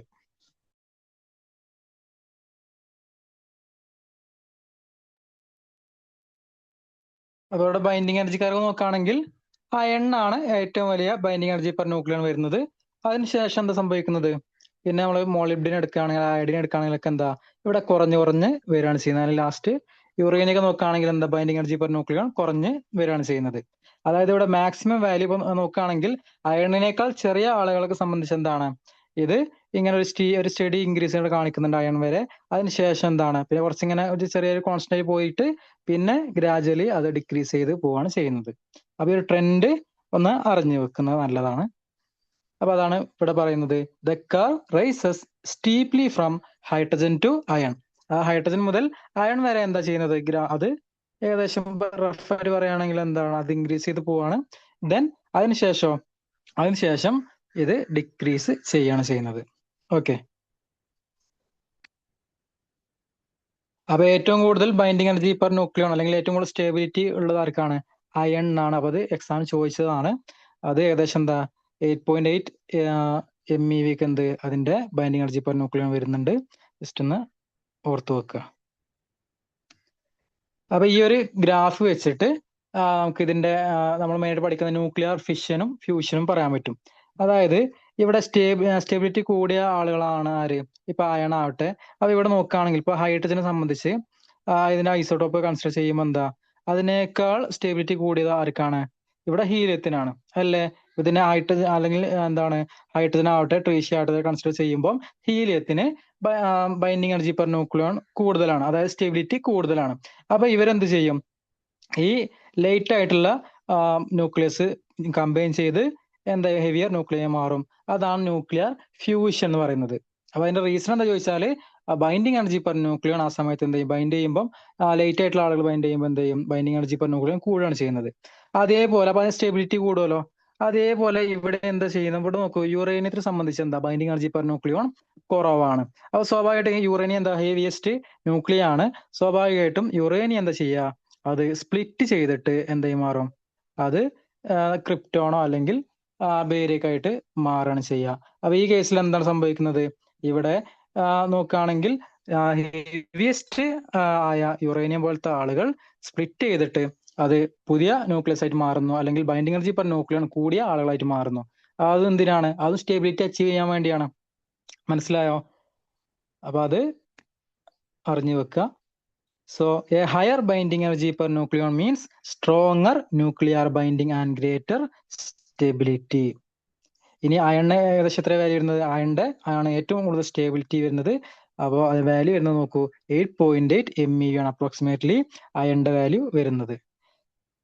അപ്പോ ഇവിടെ നോക്കുകയാണെങ്കിൽ very light or very heavy nuclear are less stable and can release energy by transforming into nuclear near iron. അതായത് ലൈറ്റ് ആയിട്ടുള്ള ആളുകൾ എന്ത് ചെയ്യും, ഒന്നെങ്കിൽ കമ്പൈൻ ചെയ്തിട്ടോ അല്ലെങ്കിൽ ഹെവിയർ ആയിട്ടുള്ള ആളുകൾ അത് സ്പ്ലിറ്റ് ചെയ്തിട്ടോ എന്ത് ചെയ്യുന്നുണ്ട്, അയണിനോട് അടുത്തുള്ള ആളുകളാണല്ലോ ഏകദേശം അത്യാവശ്യം വലിയ വാല്യൂ വരുന്നത് ബൈൻഡിങ് എനർജി പെർ ന്യൂക്ലിയോൺ. അതുകൊണ്ട് തന്നെ അതിലേക്ക് ഷിഫ്റ്റ് ചെയ്യാണ് ചെയ്യുക. അങ്ങനെ അത് സ്റ്റേബിലിറ്റി അച്ചീവ് ചെയ്യും. അപ്പൊ lighter nuclear nuclear fusion reaction സംഭവിക്കുന്നു ചോദിച്ചാൽ അതിന്റെ റീസൺ എന്താണ്, ഇവിടെ ഈ ബൈൻഡിങ് എനർജി ന്യൂക്ലിയോൺ കൂടി വരുന്നത് കൊണ്ടാണ് എന്ന് ആലോചിക്കുക. അതേപോലെ ഹെവിയർ ന്യൂക്ലിയർ എന്ത് ചെയ്യുന്നു, അത് ന്യൂക്ലിയർ ഫിഷൻ റിയാക്ഷൻ സംഭവിക്കുന്നു. അതായത് യുറേനിയം സ്പ്ലിറ്റ് ചെയ്തിട്ട് ബേരിയം ക്രിപ്റ്റോണൊക്കെ ആവുന്നതിന്റെ റീസൺ എന്താണ്, അത് ബേരിയത്തിന്റെ അതുപോലെ ക്രിപ്റ്റോണിന്റെ എന്താണ് binding energy per nucleon comparatively വളരെ കൂടുതലാണ് ആരെക്കാൾ, യുറേനിയത്തിനേക്കാൾ. സ്വാഭാവികമായിട്ടും അത് ഹൈലി സ്റ്റേബിൾ ആണ്. ഇനി അടുത്ത് നമ്മൾ നോക്കുന്നത് റേഡിയോ ആക്ടിവിറ്റി. എന്താണ് radio activity? Radio activity is the spontaneous disintegration of an unstable atomic nucleus with the emission of radiation. അതായത് റേഡിയോ ആക്ടിവിറ്റി എന്ന് പറഞ്ഞാൽ എന്താ, is the spontaneous disintegration of an unstable atomic nucleus. അതായത് unstable ആയിട്ടുള്ള ഒരു atomic nucleus അതെന്ത് ചെയ്യുന്നു, spontaneous ആയിട്ട് ഡിസിൻറ്റഗ്രേറ്റ് ചെയ്യുന്ന ആ പ്രോപ്പർട്ടിനെയാണ്, ആ ഫിനോമിനെയാണ് എന്ത് വിളിക്കുന്നത്, റേഡിയോ ആക്ടിവിറ്റി എന്ന് പറയുന്നത്. അത് ഇവിടെ എങ്ങനെ ഡിസിൻറ്റഗ്രേറ്റ് ചെയ്യും, ഇവിടെ സംഭവിക്കുന്നത് ബൈ എമിഷൻ ഓഫ് റേഡിയേഷൻ. അതായത് ആൽഫ ബീറ്റ ഗാമ പോലത്തെ റേഡിയേഷനെ എമിറ്റ് ചെയ്തിട്ടാണ് റേഡിയോ ആക്ടിവിറ്റി അല്ലെങ്കിൽ എന്ത് അൺസ്റ്റേബിൾ ആയ ആളുകൾ ന്യൂക്ലിയസ് സ്റ്റേബിൾ ആയിട്ട് മാറുന്നത്. അപ്പോൾ ഈ റേഡിയോ ആക്ടിവിറ്റി രണ്ട് ടൈപ്പ് ഉണ്ട്, നാച്ചുറലും ഉണ്ട് അതുപോലെ ആർട്ടിഫിഷ്യലും ഉണ്ട്. അപ്പൊ natural radio activity first discover ചെയ്ത ആരാണ്, അത് ഹെൻറി ബെക്കറൽ ആണ്. ഇത് എക്സാം ചോദിച്ചിട്ടുണ്ട്, ആരാണ് നാച്ചുറൽ റേഡിയോ ആക്ടിവിറ്റി അല്ലെങ്കിൽ റേഡിയോ ആക്ടിവിറ്റി കണ്ടുപിടിച്ച് ചോദിച്ചിട്ടുണ്ട്. അതാരാണ്, ഹെൻറി ബെക്കറൽ ആണ്. 1896 കണ്ടുപിടിച്ചത്. പിന്നെ നമുക്കറിയുന്നതാണ് ഇപ്പോ പോളോണിയം അതുപോലെ റേഡിയം, ഇതൊക്കെ എന്താണ് റേഡിയോ ആക്റ്റീവ് എലമെന്റ് ആണ്. ഇതൊക്കെ കണ്ടുപിടിച്ച ആരാണ്, അത് മേരി അതുപോലെ പിയറി ക്യൂറിക്കാണ് ഇത് കണ്ടുപിടിച്ചിട്ടുള്ളത്. മേരി ക്യൂറിയും പിയറി ക്യൂറിയാണ് എന്ത് പൊളോണിയം റേഡിയോ ഒക്കെ കണ്ടുപിടിച്ചിട്ടുള്ളത്. അപ്പൊ നാച്ചുറൽ റേഡിയോ ആക്ടിവിറ്റി എന്ന് പറഞ്ഞാൽ എന്താ? ഇവിടെ നോക്കുകയാണെങ്കിൽ എന്താ, നാച്ചുറലി അൺസ്റ്റേബിൾ ആയിട്ടുള്ള ആളുകൾ എന്ത് ചെയ്യും, ഈ ആൽഫ ബീറ്റ പോലത്തെ പാർട്ടിക്കിൾ ഇത് റേഡിയേഷൻ എമിറ്റ് ചെയ്യും. അത് സ്പോണ്ടേനിയസ് ആയിരിക്കും. ഇതാണ് നാച്ചുറൽ റേഡിയോ ആക്ടിവിറ്റി. എക്സാമ്പിൾ ആണ് ഇപ്പം യുറേനിയം, തോറിയം, റേഡിയം, പൊളോണിയം. ഇതൊക്കെ എന്താണ്? ഇതൊക്കെ നാച്ചുറൽ റേഡിയോ ആക്ടിവിറ്റി കാണിക്കുന്ന ആളുകളാണ്. നമുക്കറിയാം ഇതിന്റെയൊക്കെ ബൈൻഡിങ് എനർജി പെർ ന്യൂക്ലിയറിന്റെ വാല്യൂ എന്താണ് വരുന്നത്? അത് വളരെ ചെറിയ വാല്യൂ ആണ് വരുന്നത്. അതുകൊണ്ട് തന്നെ ഇതാണ് സ്റ്റേബിൾ ആയതുകൊണ്ട് ഇത് സ്പ്ലിറ്റ് ചെയ്യും, സ്വാഭാവികമാണ്. അപ്പോ ഇവിടെ നോക്കുകയാണെങ്കിൽ ഇതെന്ത് ചെയ്യുന്നു? ഇത് പൊതുവെ റേഡിയോ ആക്റ്റീവ് ആണ്. ഇത് ആൽഫ പാർട്ടിക്കിൾ അല്ലെങ്കിൽ ബീറ്റ പാർട്ടിക്കിളൊക്കെ എമിറ്റ് ചെയ്തിട്ടാണ് സ്റ്റേബിൾ ആയിട്ടുള്ള ന്യൂക്ലിയസിന് മാറുന്നത്. അപ്പൊ ഇവിടെ റിയാക്ഷൻ കൊടുത്തിട്ടുണ്ട്. നോക്കൂ, ഇപ്പൊ യുറേനിയം 92 എന്തായി മാറും? തോറിയം 90 മാറുന്നു. അപ്പൊ ഇവിടെ മിസ്സിംഗ് ആയിട്ടുള്ള ആൾ ആരാണ്? അല്ലെങ്കിൽ ഇവിടെ ആൽഫ ഡിക്ക് നടന്നിട്ടാണ് യുറേനിയം തോറിയായിട്ട് മാറുന്നത്. അപ്പം ഇതാണ് നാച്ചുറൽ റേഡിയോ ആക്ടിവിറ്റി. ഇനി ആർട്ടിഫിഷ്യൽ റേഡിയോ ആക്ടിവിറ്റി അല്ലെങ്കിൽ ഇൻഡ്യൂസ്ഡ് റേഡിയോ ആക്ടിവിറ്റി ഉണ്ട്. ഇത് ഡിസ്കവർ ചെയ്തത് ഐറീൻ ആൻഡ് ഫെഡറിക് ജൂലിയറ്റ് ക്യൂറിയാണ്. 1934 ഇവരിത് ആർട്ടിഫിഷ്യൽ റേഡിയോ ആക്ടിവിറ്റി കണ്ടുപിടിക്കുന്നത്. അതിന് 1935 ഇവർക്ക് നോബൽ പ്രൈസും കിട്ടിയിട്ടുണ്ട്. ജസ്റ്റ് ആ പേരൊന്ന് അറിഞ്ഞു വെക്കുന്നത് നല്ലതാണ്. അപ്പൊ ഇവിടെ നോക്കൂ, ഇവിടെ ആർട്ടിഫിഷ്യൽ റേഡിയോ ആക്ടിവിറ്റി എന്ന് പറയുമ്പോൾ എന്താ? ഇവിടെ ആർട്ടിഫിഷ്യലായിട്ട് അതിന് ഒരു റേഡിയോ ആക്ടിവിറ്റി ഉണ്ടാക്കണം. അതിനുവേണ്ടി ഓൾറെഡി സ്റ്റേബിൾ ആയിട്ടുള്ള ഒരു ന്യൂക്ലിയയിലേക്ക് എന്ത് ചെയ്യും? നമ്മള് ന്യൂട്രോണോ അല്ലെങ്കിൽ പ്രോട്ടോണോ അല്ലെങ്കിൽ ആൽഫ പാർട്ടികളൊക്കെ ബോംബാർഡ് ചെയ്യും. അപ്പൊ അത് ബോംബാർഡ് ചെയ്യുമ്പോൾ സ്വാഭാവികമായിട്ട് എന്ത് ചെയ്യും? അൺസ്റ്റേബിൾ ആയിട്ടുള്ള അല്ലെങ്കിൽ റേഡിയോ ഐസോട്ടോപ്പുകൾ ഫോം ചെയ്യും. അപ്പൊ അങ്ങനെ അതിൽ നിന്ന് റേഡിയോ ആക്ടിവിറ്റി കിട്ടുന്നതിനെയാണ് എന്ത് വിളിക്കുക? ആർട്ടിഫിഷ്യൽ റേഡിയോ ആക്ടിവിറ്റി എന്ന് പറയുന്നത്. ഒരു എക്സാമ്പിൾ നോക്കൂ. ഇപ്പൊ അലുമിനിയം, നമുക്കറിയാം അലുമിനിയം എന്താണ്? ഒരു സ്റ്റേബിൾ ആയിട്ടുള്ള ന്യൂക്ലിയാണ്, അലുമിനിയം 13. അത് നോക്കുകയാണെങ്കിൽ അലുമിനിയത്തിലേക്ക് ഞാൻ ഒരു ആൽഫ പാർട്ടിക്കിളിനെ ബോംബാർഡ് ചെയ്തു. ഓക്കെ, അപ്പൊ ആൽഫ പാർട്ടിക്കിൾ എന്ന് പറഞ്ഞാൽ ശരിക്കും എന്താണ്? ഒരു ഹീലിയം ന്യൂക്ലിയസ് ആണ്. സോ അലുമിനിയത്തിലേക്ക് ഞാൻ ആൽഫ പാർട്ടിക്കിൾ ബോംബാർഡ് ചെയ്യുമ്പോൾ അവിടെ സംഭവിക്കുന്നത് എന്താണ്? അലുമിനിയം പ്രോട്ടോൺ 38 അല്ലെങ്കിൽ പ്രോട്ടോൺ അല്ല, സോറി, ഫോസ്ഫറസ് 38 കൺവേർട്ട് ചെയ്യാണ്. ഓക്കെ, ഫോസ്ഫറസ് 30 അതുപോലെ ഒരു ന്യൂട്രോൺ എമിറ്റ് ചെയ്യാണ്. അപ്പൊ ഇവിടെ നോക്കുകയാണെങ്കിൽ ഈ ഫോസ്ഫറസ് 30 എന്താണ്? P30 ഒരു റേഡിയോ ആക്റ്റീവ് ഐസോട്ടോപ്പ് ആണ്. ഓക്കെ, അപ്പൊ ഇവിടെ എന്താ സംഭവിച്ചത്? ഇവിടെ സ്റ്റേബിൾ ആയിട്ടുള്ള ഒരു ന്യൂക്ലിയയിലേക്ക് ഒരു ആൽഫ പാർട്ടിക്കിളിനെ ബോംബാർഡ് ചെയ്തപ്പോ എനിക്ക് എന്ത് കിട്ടി? ഒരു അൺസ്റ്റേബിൾ ആയിട്ടുള്ള അല്ലെങ്കിൽ റേഡിയോ ആക്റ്റീവ് ആയിട്ടുള്ള ഒരു ഐസോട്ടോപ്പ് കിട്ടി. അപ്പൊ ഇതിനെയാണ് എന്ത് വിളിക്കുക? ആർട്ടിഫിഷ്യൽ റേഡിയോ ആക്ടിവിറ്റി അല്ലെങ്കിൽ ഇൻഡ്യൂസ്ഡ് റേഡിയോ ആക്ടിവിറ്റി എന്ന് പറയുന്നത്. ഇനി അടുത്തത് law of radioactive decay. അപ്പൊ law of radioactive decay എന്ന് പറയുന്നത്, ഇവിടെ ജസ്റ്റ് നിങ്ങൾക്ക് ഇതിന്റെ ഡെറിവേഷൻ ഒന്നും പഠിക്കാനില്ല, ജസ്റ്റ് ഒന്ന് എന്ത് ചെയ്താൽ മതി? അറിഞ്ഞ് വെച്ചാൽ മതി.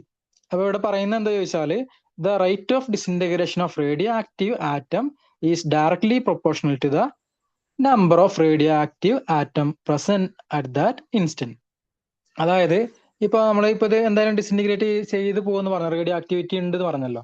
അത് സ്വാഭാവികമായിട്ടും ഈ റേറ്റ് ഓഫ് ഡിസിൻറ്റിഗ്രേഷൻ എന്തിന് പ്രൊപ്പോർഷണൽ ആയിരിക്കും? അതായത് ഞാൻ റേറ്റ് ഓഫ് ഡിസിൻറ്റിഗ്രേഷൻ dN/dt, ഇതെന്താ നെഗറ്റീവ് സൈനാണ് വരിക. കാരണം എന്താ? അത് കുറഞ്ഞു വരികയാണ് ചെയ്യുക. ആദ്യം 100 എലമെന്റ് ഉണ്ടായിരുന്നെങ്കിൽ അത് എന്ത് ചെയ്യും? അത് കുറഞ്ഞ് വരികയാണ് ചെയ്യുക. അപ്പൊ ഇവിടെ റേറ്റ് ഓഫ് ഡിസിൻറ്റിഗ്രേഷൻ അല്ലെങ്കിൽ ആ എലമെന്റിന്റെ റേറ്റ് ഓഫ് ഡിസിൻറ്റിഗ്രേഷൻ എന്ന് പറഞ്ഞാൽ എന്തിന് പ്രൊപ്പോർഷണൽ ആണ്? It is directly proportional to capital N ആണ് വരുന്നത്. ഓക്കെ, ഈ ക്യാപിറ്റൽ N എന്താണ്? ക്യാപിറ്റൽ N എന്ന് പറഞ്ഞാല് ആ ടൈമിൽ ഉണ്ടായിരുന്ന എത്രയാണോ റേഡിയോ ആക്റ്റീവ് ആറ്റം പ്രസന്റ് ആയിട്ടുള്ളത് അതിന്റെ എണ്ണാണ് ക്യാപിറ്റൽ N എന്ന് പറയുന്നത്. അപ്പം rate of disintegration is directly proportional to the number of radioactive atom present in at that instant. Okay അല്ലേ? അപ്പോ ഈ ഒരു പ്രൊപ്പോർഷണാലിറ്റി മാറ്റാൻ വേണ്ടി നമ്മൾ എന്ത് കൊടുക്കും? അപ്പോൾ minus dN/dt is equal to ഒരു കോൺസ്റ്റന്റ് കൊടുത്തു, അതാണ് ലാംഡ. ഈ ലാംഡനെ നമ്മൾ എന്ത് വിളിക്കുക? ലാംഡ ഒരു കോൺസ്റ്റന്റ് ആണ്. ലാംഡനെ വിളിക്കുന്ന പേരാണ് പ്രൊപ്പോർഷണാലിറ്റി കോൺസ്റ്റന്റ് അല്ലെങ്കിൽ ഡിസിൻറ്റഗ്രേഷൻ കോൺസ്റ്റന്റ് അല്ലെങ്കിൽ ഡീകെ കോൺസ്റ്റന്റ് എന്ന് വിളിക്കുന്നത്. ലാംഡ ഒരു കോൺസ്റ്റന്റ് ആണ്. ലാംഡനെ വിളിക്കുന്ന പേരെന്താ? ഡിസിൻറ്റഗ്രേഷൻ കോൺസ്റ്റന്റ് അല്ലെങ്കിൽ ഡീകെ കോൺസ്റ്റന്റ് എന്ന് പറയുന്നത്. പിന്നെ നമ്മൾ ഇതിനെ ഇന്റഗ്രേറ്റ് ഒക്കെ ചെയ്ത് നമുക്ക് ലാസ്റ്റ് കിട്ടുന്ന ഇക്വേഷൻ ആണ് n equal to n0 e raise to minus lambda T. നിങ്ങൾക്ക് ആ ഡെറിവേഷൻ ആവശ്യമില്ലാത്തതുകൊണ്ടാണ് പറയാത്തത്. ജസ്റ്റ് ഒന്ന് ഇതൊന്ന് അറിഞ്ഞു വെച്ചാൽ മതി. n equal to n0 e raise to minus lambda T. എക്സാമിന് ഇത് വെച്ച് പ്രോബ്ലംസ് ചോദിക്കാറുള്ളത് കൊണ്ടാണ്. ഇത് ഇമ്പോർട്ടൻ്റ് ആയ ഇക്വേഷൻ ആണ്. ഓക്കെ, അപ്പം n എന്ന് പറഞ്ഞാൽ എന്താ?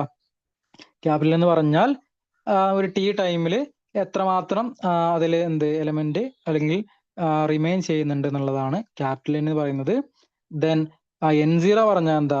n0 പറഞ്ഞാൽ ആ സാമ്പിളിൽ ഇനീഷ്യലി എത്ര റേഡിയോ ആക്റ്റീവ് ആറ്റംസ് ഉണ്ടായിരുന്നോ അതാണ് n0. ഓക്കെ, അപ്പൊ n0 എന്നുള്ള തുടക്കത്തിൽ ഉണ്ടായിരുന്നതാണ്. ഇനി എന്ത് കുറെ സമയം കഴിഞ്ഞ് അല്ലെങ്കിൽ ഇപ്പൊ ഒരു 1 hour കഴിഞ്ഞിട്ടാണ് നിങ്ങൾ നോക്കുന്നതെങ്കിൽ ആ സമയത്തുള്ള ബാക്കി റിമൈനിങ് ആയിട്ടുള്ള number of atoms radioactive ആറ്റംസിനെയാണ് നമ്മൾ എന്ത് ക്യാപിറ്റൽ എന്ന് പറയുന്നത്. അപ്പൊ അത് equal to n equal to n0 e raise to minus lambda t. T എന്താ? ടൈമാണ്. ലാംഡ ഡികെ കോൺസ്റ്റന്റ് ആണ്. പിന്നെ അപ്പൊ ഇതിന്റെ എന്താ പറയാ ഈ ആക്ടിവിറ്റിയുടെ യൂണിറ്റുകൾ ജസ്റ്റ് ഒന്ന് അറിഞ്ഞു വെക്കുക. മെയിൻ ആയിട്ടുള്ള അല്ലെങ്കിൽ SI യൂണിറ്റ് ആയിട്ട് വരുന്നത് ഏതാണ്? ബെക്കറൽ ആണ് വരുന്നത്. അപ്പൊ 1 ബെക്കറൽ എന്ന് പറഞ്ഞാൽ എന്താ? 1 ഡിസിൻറ്റഗ്രേഷൻ പെർ സെക്കൻഡ്, അല്ലെങ്കിൽ ഒരു സെക്കൻഡിൽ നടക്കുന്ന ഡിസിൻറ്റഗ്രേഷൻ ആണ് എന്ത്? ബെക്കറൽ എന്ന് പറയുന്നത്. ഓക്കെ, ഇനി അടുത്തൊരു യൂണിറ്റ് ആണ് എന്ത്? ക്യൂറി. ഇത് SI യൂണിറ്റ് അല്ല, ഈ റേഡിയോ ആക്ടിവിറ്റിയുടെ അല്ലെങ്കിൽ ആക്ടിവിറ്റിന്റെ യൂണിറ്റുകളാണ് ബെക്കറൽ, ക്യൂറി, റൂദർഫോർഡ് ഒക്കെ. അപ്പൊ ഇവിടെ ബെക്കറൽ ആണ് SI യൂണിറ്റ്. 1 ബെക്കറൽ എന്ന് പറഞ്ഞാൽ 1 ഡിസിൻറ്റഗ്രേഷൻ പെർ സെക്കൻഡ് ആണ്. ഇനി ക്യൂറി നോക്കുകയാണെങ്കിൽ എന്താണ്? 1 ക്യൂറി അല്ലെങ്കിൽ 1 CA എന്ന് പറഞ്ഞാൽ 3.7 × 10⁻10 ഡിസിൻറ്റഗ്രേഷൻ പെർ സെക്കൻഡ് ആണ്. അപ്പൊ ഈ വാല്യൂ ഓർത്ത് വെക്കുക. എക്സാമിന് ഇതിൽ മേ ബി നിങ്ങളോട് എന്ത് 1 ക്യൂറി എന്ന് പറഞ്ഞാൽ എത്ര ബെക്കറൽ ആണെന്നൊക്കെ ചോദിച്ചാൽ നിങ്ങൾക്ക് അറിയണം. 1 ക്യൂറി എന്ന് പറഞ്ഞാൽ എത്ര ബെക്കറൽ ആണ്? 3.7 × 10⁻10 ബെക്കറൽ ആണ് എന്ത്? 1 ക്യൂറി എന്ന് പറയുന്നത്. ഇനി 1 റൂദർഫോർഡ് എന്താണ് വരിക? 1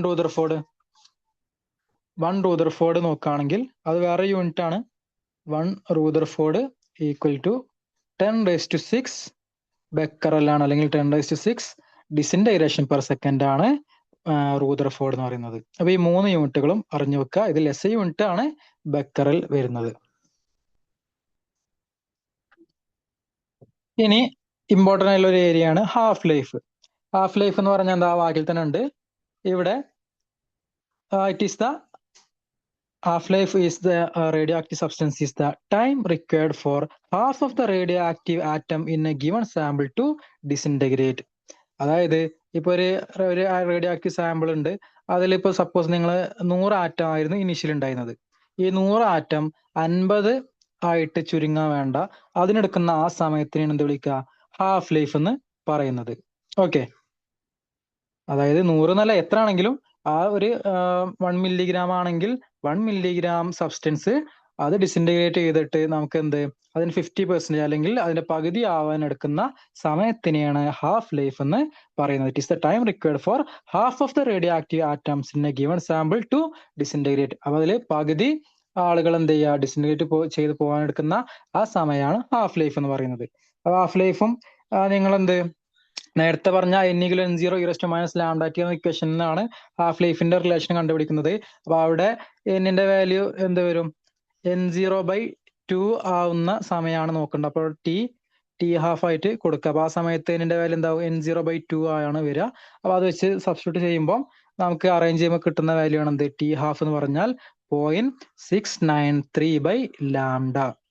ഓക്കെ, അപ്പൊ ഇവിടെ നോക്കുകയാണെങ്കിൽ ഈ ഹാഫ് ലൈഫ് എന്നുള്ളത് എന്തിനെ മാത്രം ഡിപ്പെൻഡ് ചെയ്യുന്നുള്ളൂ? ജസ്റ്റ് അതൊരു ആ ഒരു ന്യൂക്ലിയസിന്റെ എന്താണ് ഒരു സ്പെഷ്യാലിറ്റി ആയിട്ട് പറയാൻ പറ്റും. ഓക്കെ, അല്ലെങ്കിൽ ആ സബ്സ്റ്റൻസിന്റെ ഒരു ക്യാരക്ടറിസ്റ്റിക് പ്രോപ്പർട്ടി ആണ് എന്ത്? ഹാഫ് ലൈഫ് എന്ന് പറയുന്നത്. അത് ഇൻവേഴ്സ്ലി പ്രൊപ്പോർഷണൽ ടു എന്താണ്? ഡിസിൻറ്റഗ്രേഷൻ കോൺസ്റ്റന്റ് ആണ്. അപ്പൊ ആ ഒരു റിലേഷൻ കൂടി ഓർത്ത് വെക്കുക. T half is inversely proportional to lambda, അല്ലെങ്കിൽ t half is proportional to 1/λ ആണ്. ഈ റിലേഷൻ ഓർത്ത് വെക്കുക. അതേപോലെ നമുക്കൊരു കെമിക്കലായിട്ടോ ഫിസിക്കലായിട്ടോ ഇതിന്റെ ഈ ഹാഫ് ലൈഫ് ഒന്നും എന്ത് ചെയ്യാൻ പറ്റില്ല? ചേഞ്ച് ചെയ്യാൻ കഴിയില്ല എന്ന് ഓർത്ത് വെക്കുക. ഒരു എക്സാമ്പിൾ പറയുകയാണെങ്കിൽ ഇപ്പൊ നിങ്ങളിപ്പം റേഡിയോ എടുക്കുകയാണെങ്കിൽ റേഡിയത്തിന്റെ ഹാഫ് ലൈഫ് ടി ഹാഫ് നോക്കുകയാണെങ്കിൽ ഏകദേശം എത്ര വരുന്നത്? ഏകദേശം 1620 ഇയർ ആണ് വരുന്നത്. ഓക്കെ, അതായത് 1 ഗ്രാം റേഡിയം ഡിസിൻറ്റഗ്രേറ്റ് ചെയ്ത് അത് 1/2 ഗ്രാം റേഡിയായി മാറാൻ എടുക്കുന്ന സമയം എത്രയാണ്? 1620 കൊല്ലം കഴിഞ്ഞാൽ അത് ഹാഫ് ആയിട്ട് മാറുള്ളൂ, അല്ലെങ്കിൽ 50% ആയിട്ട് ഡിസിൻറ്റഗ്രേറ്റ് ചെയ്യുള്ളൂ. ഇനി അതേസമയം അത് യുറേനിയം ആണെങ്കിലോ? യുറേനിയം ആണെങ്കിൽ ഏകദേശം അതിന്റെ വാല്യൂ വരുന്നത് എത്രയാണ്? അതിലേറെ വലിയ വാല്യൂ ആണ്, ഏകദേശം 4.51 × 10⁹ ഇയേഴ്സ് ആണ് വരുന്നത്.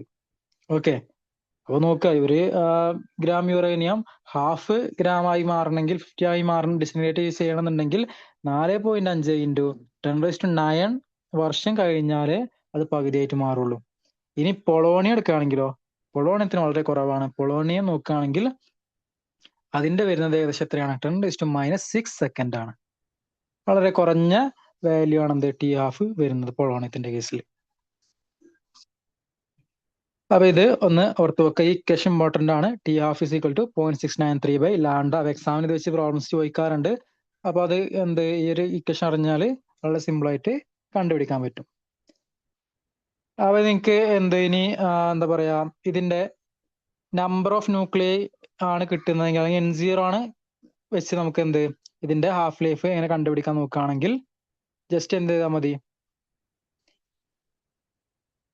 N0/2n ചെയ്താൽ മതി. n എന്ന് പറഞ്ഞാൽ എന്താ? നമ്പർ ഓഫ് ഹാഫ് ലൈഫ് ആണ് വരുന്നത്. അതായത് ഹാഫ് ലൈഫ് അറിയുന്നുണ്ടെങ്കിൽ ജസ്റ്റ് എന്ത് ചെയ്യുക, ഈ എത്ര ഹാഫ് ലൈഫ് കഴിഞ്ഞു എന്നറിഞ്ഞാൽ അതിൽ നിന്ന് ഇനീഷ്യലി ഇപ്പൊ ഇനി എത്ര ബാക്കിയുണ്ട് എന്ന് അറിയണമെങ്കിൽ, അല്ലെങ്കിൽ ആ ഇനീഷ്യൽ അതിൽ പുതിയ നമ്പർ അറിയണമെന്നുണ്ടെങ്കിൽ എന്ത് ചെയ്താൽ മതി? n = N0/2n ചെയ്താൽ മതി. ഓക്കെ, അപ്പൊ ഈ ഒരു ഇക്വേഷനും കൂടെ ഓർത്ത് വെക്കുക. അതായത് നിങ്ങൾക്ക് തന്നെ ആലോചിച്ചറിയാം. അതായത് ഇപ്പൊ ആദ്യം n ആയിരുന്നു ഉണ്ടായിരുന്നത്, ആദ്യം N0 ഉണ്ടായിരുന്നത്. അതെന്ത് ചെയ്യും? ഫസ്റ്റത്തെ ഒരു ഹാഫ് ലൈഫ് കഴിയുമ്പോൾ അത് എത്രയായിട്ട് മാറിയിട്ടുണ്ടാവും? N0/2 ആയിട്ടുണ്ടാവും. അതിന് പകുതി ആയല്ലോ. ഇനി രണ്ടാമത്തെ ഒരു ഹാഫ് ലൈഫ് ആകുമ്പോഴോ? രണ്ടാമത്തെ ഹാഫ് ലൈഫ് ആകുന്ന സമയത്ത് ഈ N0/2 എന്തായി? അതിന്റെ പകുതി ഡിസിൻറ്റഗ്രേറ്റ് ചെയ്ത് പോകും. അത് ബാക്കി എത്ര ഉണ്ടാവുക? N0/4 ആയിട്ട് മാറിയിട്ടുണ്ടാവും. ഇനി അടുത്തതോ? മൂന്നാമത്തെ ഹാഫ് ലൈഫിൽ എത്ര വരും? മൂന്നാമത്തെ ഹാഫ് ലൈഫ് കഴിയുമ്പോൾ റിമൈനിങ് ആയിട്ടുണ്ടാവുക ബാക്കി N0/8 റിമൈനിങ് ആയിട്ട് ഉണ്ടാവുള്ളൂ. മനസ്സിലായല്ലോ? അപ്പൊ ഇത് നോക്കുകയാണെങ്കിൽ എത്ര, ജനറലി പറയുകയാണെങ്കിൽ n ഹാഫ് ലൈഫ് കഴിയുകയാണെങ്കിൽ അവിടുത്തെ നമ്പർ ഓഫ് എലമെന്റ്സ് റിമൈനിങ് ആയിട്ട് എത്ര ഉണ്ടാവുള്ളൂ? n = N0/2n ആണ്. ഓക്കെ, n എന്ന് പറഞ്ഞാൽ നമ്പർ ഓഫ് ഹാഫ് ലൈഫ്. അതറിഞ്ഞു കഴിഞ്ഞാൽ നിങ്ങൾക്ക് അടുത്ത ഇപ്പൊ ഇനി എത്ര റിമൈനിങ് ആയിട്ടുണ്ട് എന്ന് അതിൽ നിന്ന് മനസ്സിലാക്കാൻ പറ്റും. ഇത് ഓക്കെ അല്ലേ? നമ്മൾ ഇനി അടുത്ത് നോക്കുന്നത്, നമ്മൾ നേരത്തെ പറഞ്ഞ alpha D K, beta D K, gamma D K, ഇതിനെ കുറിച്ച് ഡീറ്റെയിൽ ആയിട്ടാണ് നോക്കുന്നത്. അത് നോക്കുകയാണെങ്കിൽ ആൽഫ ഡി കെ പറഞ്ഞാൽ എന്താണ്? Alpha D K occurs when an unstable nuclei emit an alpha particle. അതായത് ഇവിടെ ആൽഫ പാർട്ടിക്കിൾ എമിറ്റ് ചെയ്യുക എന്ന് പറഞ്ഞാൽ എന്താണ് ശരിക്ക്? അത് ഹീലിയം ന്യൂക്ലിയസ് ആണ്. അപ്പൊ ഈ ആൽഫ പാർട്ടിക്കിൾ എന്തൊക്കെയുണ്ട്? ഹീലിയം ന്യൂക്ലിയസ് ആയതുകൊണ്ട് തന്നെ 2 പ്രോട്ടോണും 2 ന്യൂട്രോണും ആണ് ഇതിലുള്ളത്.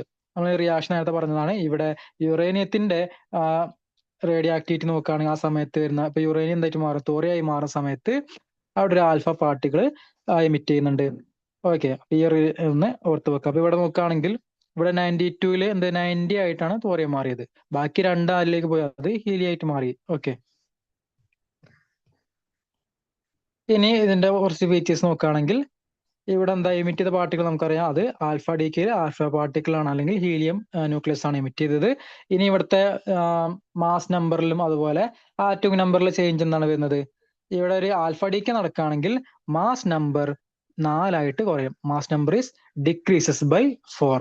ഓക്കെ, അതായത് എ എന്തായിട്ട് മാറും? 4 ആയിട്ട് A-4 ആയിട്ട് മാറും. അതുപോലെ ഇസഡ് ആണെങ്കിലോ, ആറ്റോമിക് നമ്പർ ആണെങ്കിൽ ഡിക്രീസസ് ബൈ 2, 2 ആയിട്ട് കുറയും. അതായത് എക്സാമിന് ഈ ഒരു ഇത് ചോദിച്ച എത്ര ആൽഫ ഡി കെ സംഭവിച്ചിട്ടുണ്ട്, അല്ലെങ്കിൽ എത്ര ബീറ്റ ഡി കെ സംഭവിച്ചിട്ടുണ്ടെന്ന് നിങ്ങൾക്ക് ഇത് വെച്ച് കണ്ടുപിടിക്കാൻ പറ്റും. ഓക്കെ, അപ്പം ആൽഫ ഡി കെ സംഭവിച്ചിട്ടുണ്ടെങ്കിൽ അവിടെ മാസ് നമ്പർ 4 ആയിട്ട് കുറയും, ആറ്റമിക് നമ്പർ 2 ആയിട്ട് കുറയും. ഇനി ഇതിന്റെ ആൽഫയുടെ പെനിട്രേറ്റിംഗ് പവർ നോക്കുകയാണെങ്കിൽ എന്താണ്?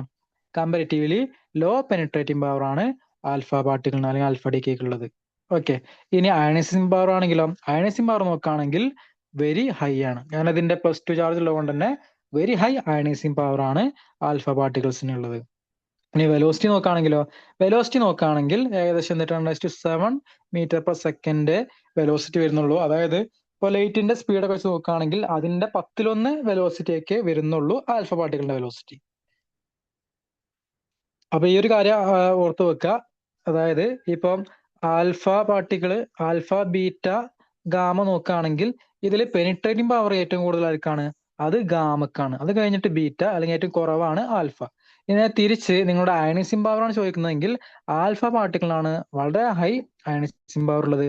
അത് കഴിഞ്ഞിട്ട് ബീറ്റ, പിന്നെ ഏറ്റവും കുറവ് അയണിസിംഗ് പവർ ഉള്ളത് ഗാമക്കാണ്. വെലോസിറ്റി നോക്കുകയാണെങ്കിൽ ഇവിടെ ഗാമയുടെ വെലോസിറ്റി എന്താണ്? ഗാമ നമുക്കറിയാം ഇലക്ട്രോമാഗ്നറ്റിക് റേഡിയേഷൻ ആയതുകൊണ്ട് തന്നെ അതിന്റെ വെലോസിറ്റി എന്താണ്? ലൈറ്റിന്റെ വെലോസിറ്റി സി തന്നെയാണ് വരുന്നത്. അപ്പൊ അതിനാണ് ഏറ്റവും കൂടുതൽ വെലോസിറ്റി. ദെൻ ബീറ്റക്ക് എന്താണ്?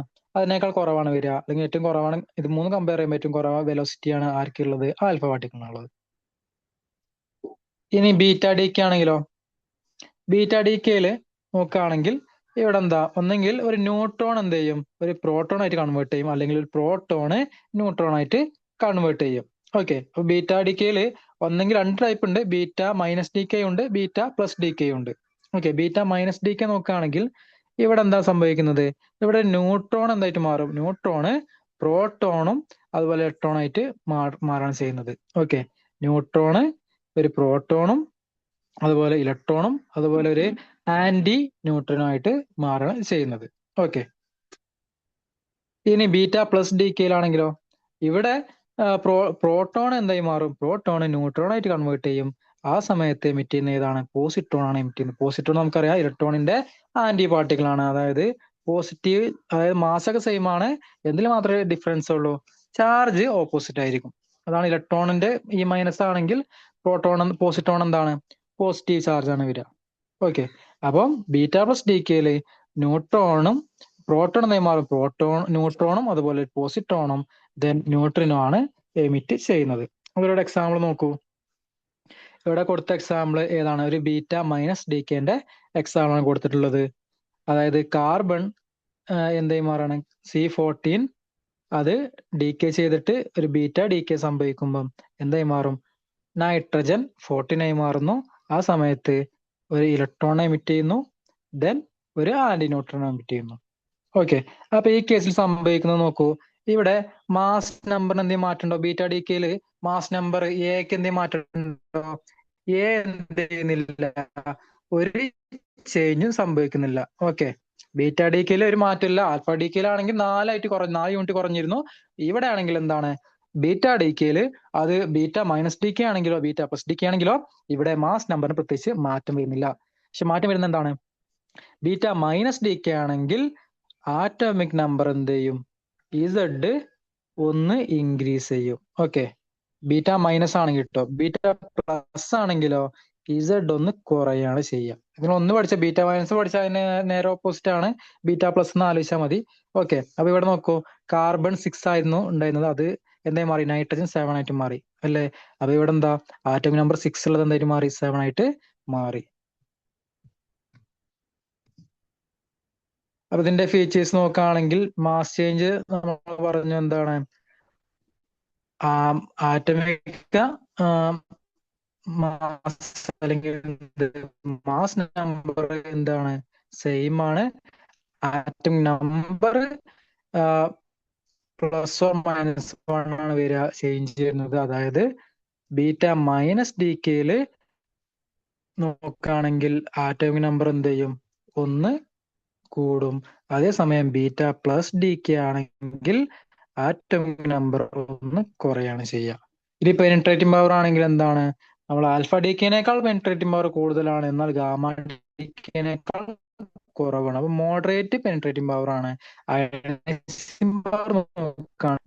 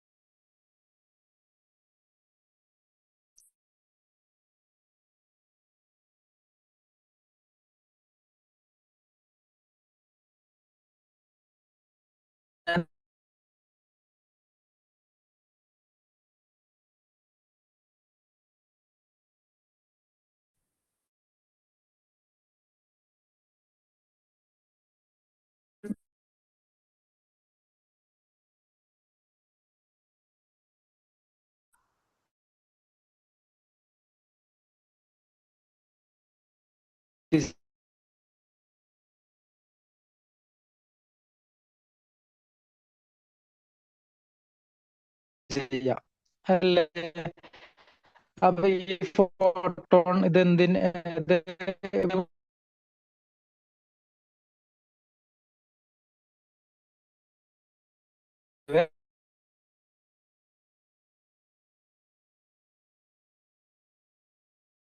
ആണ്.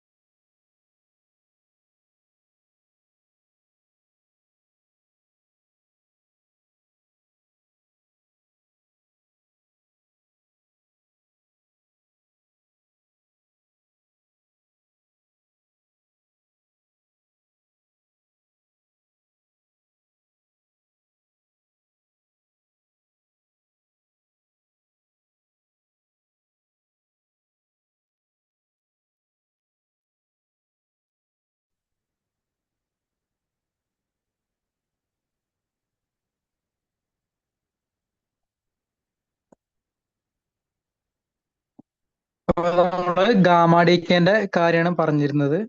നോക്കൂ,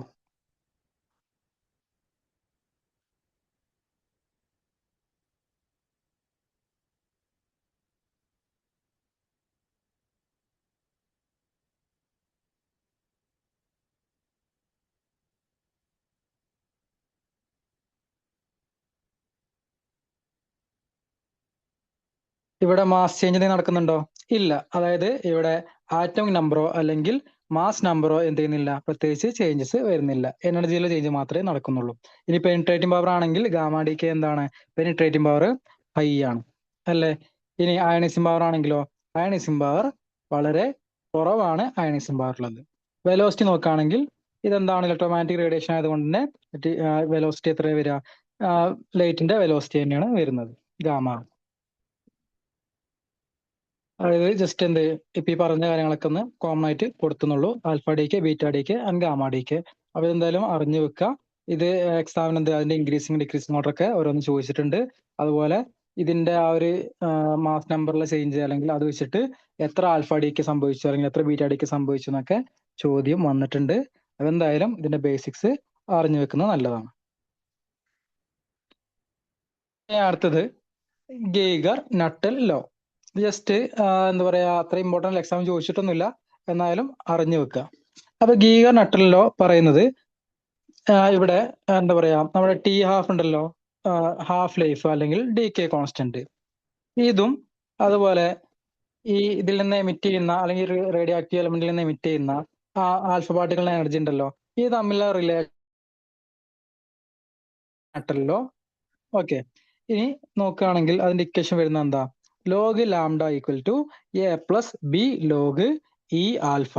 ഇവിടെ ലാംഡ എന്നുള്ളത് ഡിസിന്റഗ്രേഷൻ കോൺസ്റ്റന്റ് അല്ലെങ്കിൽ ഡി കെ കോൺസ്റ്റന്റ് ആണ്. ഇ ആൽഫ എന്നുള്ളത് ആ റേഡിയോ ആക്റ്റീവ് എലമെന്റിൽ നിന്ന് എമിറ്റ് ചെയ്ത ആൽഫ പാർട്ടിക്കിളിന്റെ എനർജിയാണ് ഇ ആൽഫ. ഓക്കെ, ഇനി ഇതേപോലെ നമുക്ക് എന്ത്, നമ്മുടെ ഹാഫ് ലൈഫിന്റെ ടേംസിലും നമുക്ക് ഗീഗർ നട്ടൽ ലോ പ്രകാരം ഇക്വേഷൻ എഴുതാൻ പറ്റും. അപ്പൊ അത് പറയുന്നത് നോക്കൂ, ഹാഫ് ലൈഫിന്റെ ടൈമിലാണെങ്കിൽ log t half equal to a minus b log E alpha. അപ്പൊ ഇവിടെ നോക്കുകയാണെങ്കിൽ ലാംഡ ഡി കെ കോൺസ്റ്റന്റ് ആണ്, ടി ഹാഫ് എന്നുള്ളത് ഐസോടോപ്പിന്റെ ഹാഫ് ലൈഫ് ആണ്, ദെൻ ഇ ആൽഫ എന്നുള്ളത് ആൽഫ പാർട്ടിക്കിളിന്റെ എമിറ്റ് ചെയ്ത ആൽഫ പാർട്ടിക്കിളിന്റെ എനർജിയാണ് ഇ ആൽഫ. പിന്നെ ഇതിൽ കൊടുത്തത് ഇപ്പൊ നേരത്തെ പറഞ്ഞ എ ബി, പിന്നെ ക്യാപിറ്റൽ എ ബി, ഇതൊക്കെ എന്താണ്, ഇതൊക്കെ ഓരോ കോൺസ്റ്റന്റുകളാണ്.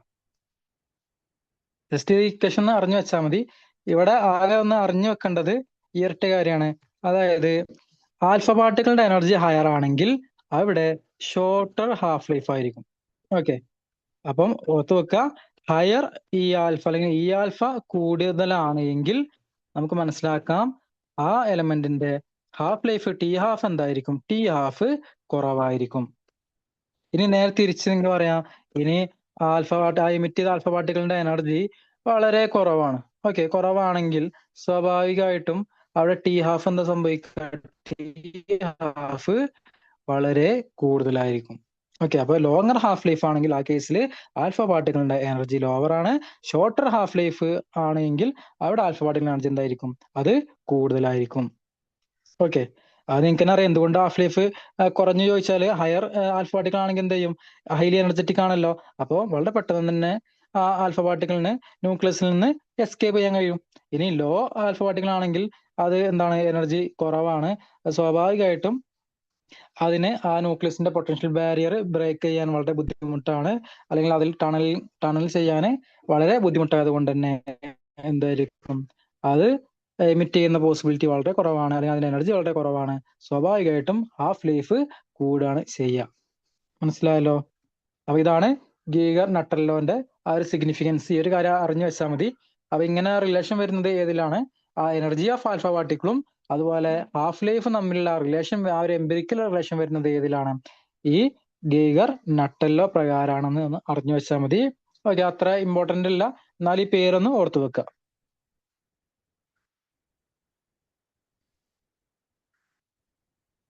ഇനി നമ്മൾ ന്യൂക്ലിയസിന്റെ സ്റ്റെബിലിറ്റി നോക്കുന്നത്. അപ്പോൾ ഒരു ന്യൂക്ലിയസ് സ്റ്റേബിൾ ആണ് പറയുന്നുണ്ടെങ്കിൽ അവിടെ റേഡിയോ ആക്റ്റീവ് ഡീകെ എന്താ സംഭവിക്കുക? അത് അവിടെ നടക്കാതിരിക്കുക അല്ലേ? അവിടെ ഒരു സ്റ്റേബിൾ ആയ ഒരു ന്യൂക്ലിയസ് ആണെങ്കിൽ അവിടെ റേഡിയോ ആക്ടിവിറ്റി ഉണ്ടാവുമോ? ഉണ്ടാവില്ല. അല്ലെങ്കിൽ റേഡിയോ ആക്റ്റീവ് ഡീകെ അവിടെ സംഭവിക്കുന്നില്ലെങ്കിൽ ആ ന്യൂക്ലിയസ് എന്താണ് നമുക്ക് പറയാൻ പറ്റും? സ്റ്റേബിൾ ആണെന്ന് പറയാൻ പറ്റും.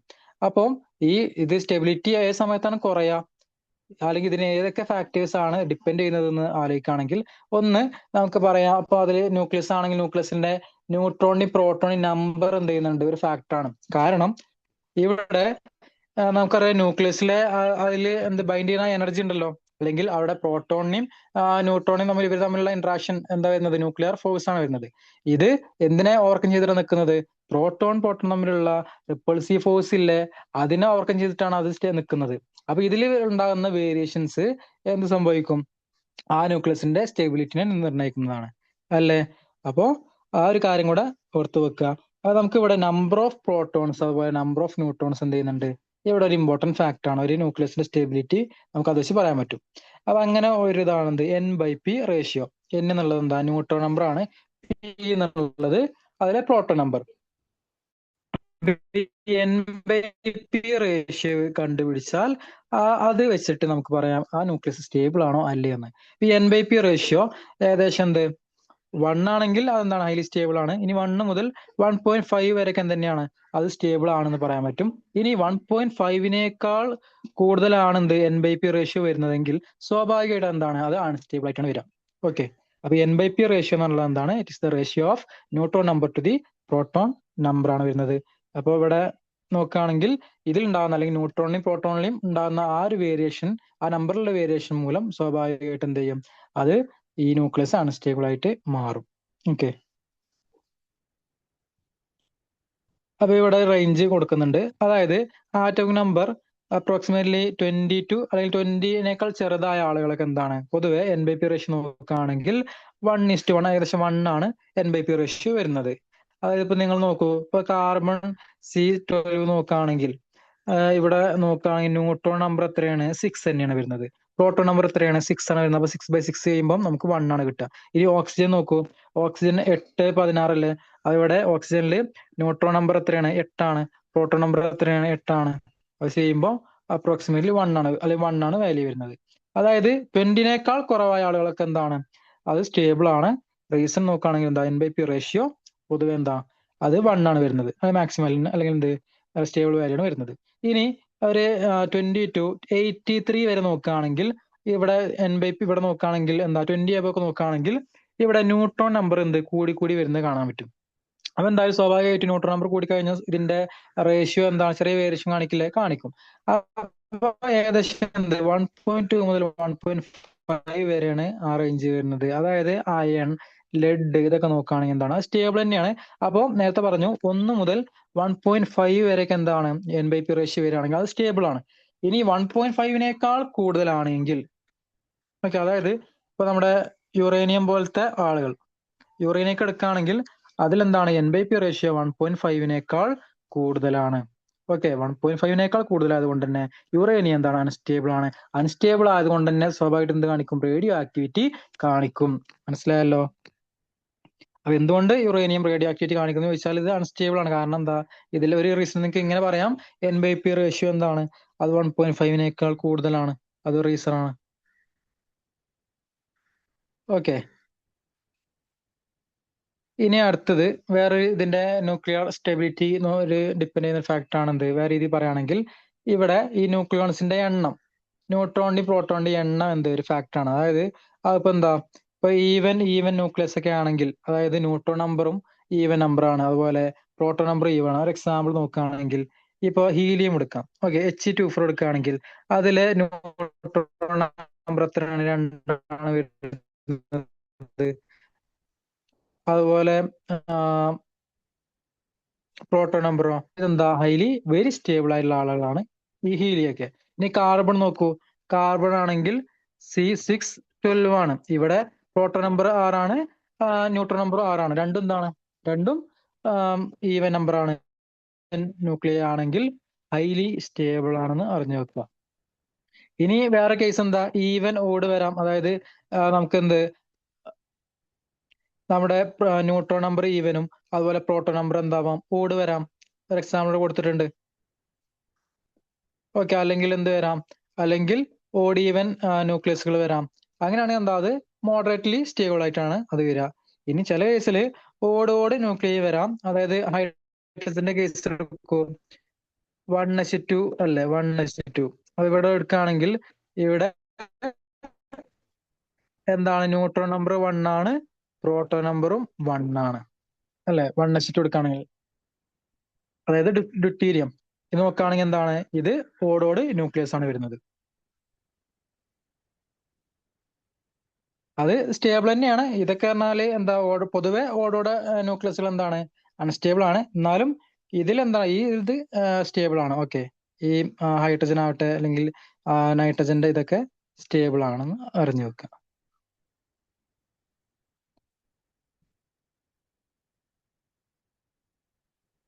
ഇനി അടുത്തതാണ് മാജിക് നമ്പേഴ്സ്. മാജിക് നമ്പേഴ്സ് എന്ന് പറഞ്ഞാല് ഈ മാജിക് നമ്പർ അച്ചീവ് ചെയ്തിട്ടുള്ള ആളുകൾക്ക് എന്ത് ചെയ്യും?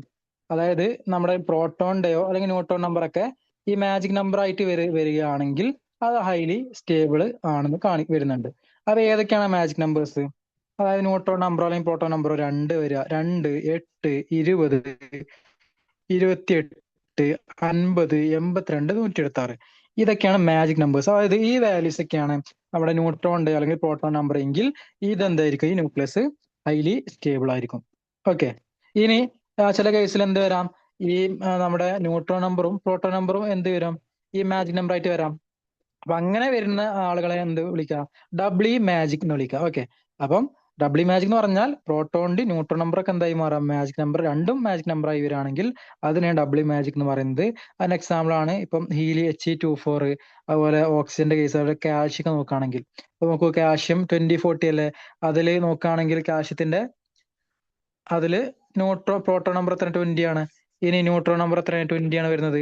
അപ്പൊ എന്താ, നമുക്കറിയാം 20 എന്താണ്? ഒരു മാജിക് നമ്പർ ആയതുകൊണ്ട് തന്നെ ഇവിടെ ന്യൂട്രോൺ നമ്പറും മാജിക് നമ്പർ ആണ്, പ്രോട്ടോൺ നമ്പറും മാജിക് നമ്പർ ആണ്. അതുകൊണ്ട് തന്നെ കാൽഷ്യം 2040 എന്താണ്? ഒരു ഡബ്ല്യു മാജിക് ആണ്. അതുപോലെ ലെഡിന്റെ കേസ് എടുത്ത് നോക്കൂ. ലെഡ് എന്താണ്? സ്റ്റേബിൾ ആണല്ലോ. അപ്പൊ അത് 82 ആണ് വരുന്നത്. ലെഡിന്റെ കേസ് നോക്കാം.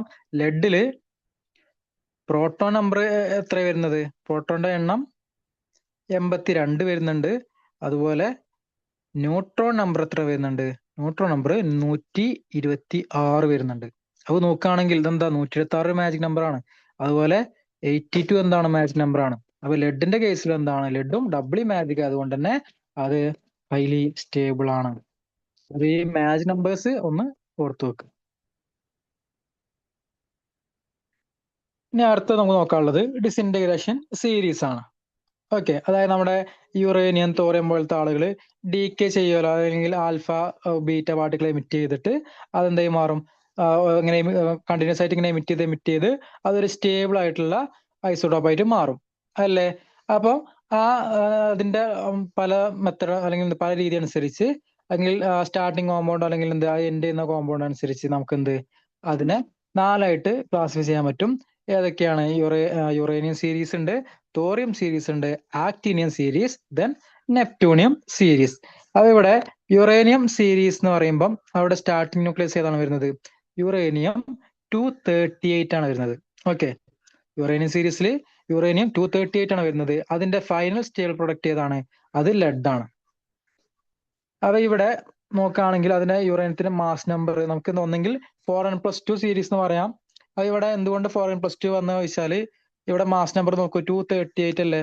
നിങ്ങൾ അതിനെ 4 കൊണ്ട് മൾട്ടിപ്ലൈ ചെയ്യുമ്പോൾ നമുക്ക് ഇതേ രീതിയിൽ എഴുതാൻ പറ്റും. അതായത് നമ്മളിപ്പോ 238നെ 4 കൊണ്ട് ഡിവൈഡ് ചെയ്യുമ്പോൾ നമുക്ക് എന്ത് ഇവിടെ എന്നിന്റെ മൾട്ടിപ്പിൾ ആയിട്ടാണല്ലോ വരിക അല്ലെ, 4നെ മൾട്ടിപ്പിൾ ആയിട്ട് വരും. അതായത് നമുക്ക് ചെയ്യുമ്പോൾ 236+2 എന്നാണ് വരിക അല്ലെ. അതായത് ഇതെന്താണത് 4n ആണ് വരിക. 4n+2 എന്നുള്ള ഫോർമാറ്റിലേക്ക് മാറ്റാൻ പറ്റും. അപ്പൊ അങ്ങനെ വരുന്നതാണ് യുറേനിയം സീരീസ്. യുറേനിയം 238 എന്തായിട്ട് മാറുന്നു? ലെഡ് ആയിട്ട് മാറുന്നു. ഇനി അടുത്ത് നോക്കൂ, രണ്ടാമത്തതാണ് തോറിയം സീരീസ്. തോറിയം 232 എന്തായി മാറുന്നു?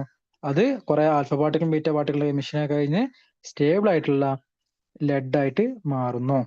അപ്പൊ ഇവിടെ ലെഡ് 208 ആണ് വരുന്നത്. നേരത്തെ നോക്കുകയാണെങ്കിൽ ലെഡ് 206 ആണ്. ഓക്കെ, തോറിയം സീരീസിലാണെങ്കിൽ തോറിയം 232, ലെഡ് 208 ആയിട്ട് മാറാണ് ചെയ്യുന്നത്. ഇതിനെ വേറെ പറയുകയാണെങ്കിൽ ഇതെന്താണ്? ഫോറിൻ സീരീസ് എന്നും വിളിക്കാൻ പറ്റും. കാരണം എന്താ, ഇവിടെ ഈ 232 എന്താണ്? 4ന്റെ മൾട്ടിപ്പിൾ ആണ്. ഇനി ആക്ടീനിയം സീരീസ് നോക്കുകയാണെങ്കിലോ, ആക്ടീനിയം സീരീസിൽ യുറേനിയത്തിന്റെ 235 ഐസോട്ടോപ്പ് ആണ് വരുന്നത്. അതാണ് സ്റ്റാർട്ടിംഗ് ന്യൂക്ലിയസ്. ഇനി എന്റെ ഏതാണ്? ലെഡ് 207 ആണ് വരുന്നത്. ഇത് 4n+3 സീരീസ് ആണ്.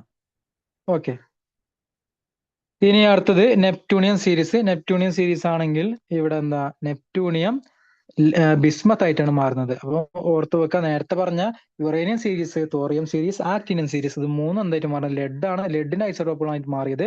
അതേസമയം നെപ്റ്റ്യൂണിയം സീരീസിൽ നെപ്റ്റ്യൂണിയം എന്തായിട്ട് മാറുന്നു? നെപ്റ്റ്യൂണിയം ബിസ്മത്ത് ആയിട്ടാണ് മാറുന്നത്.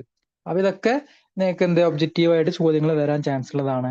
അല്ലെങ്കിൽ 4n+1 സീരീസ് ആണ് നെപ്റ്റ്യൂണിയം സീരീസ്. അപ്പൊ തലങ്ങും വിലങ്ങും ചോദിച്ചാൽ നിങ്ങൾക്ക് അറിയണം, 4 ഡിസിന്റഗ്രേഷൻ സീരീസ് ആണ് 4n, 4n+1, 4n+2, 4n+3 series, അല്ലെങ്കിൽ uranium, thorium, actinium, neptunium series ആണ് വരുന്നത്. അപ്പൊ ഈ 4 സീരീസുകളും ഓർത്തു വെക്കുക.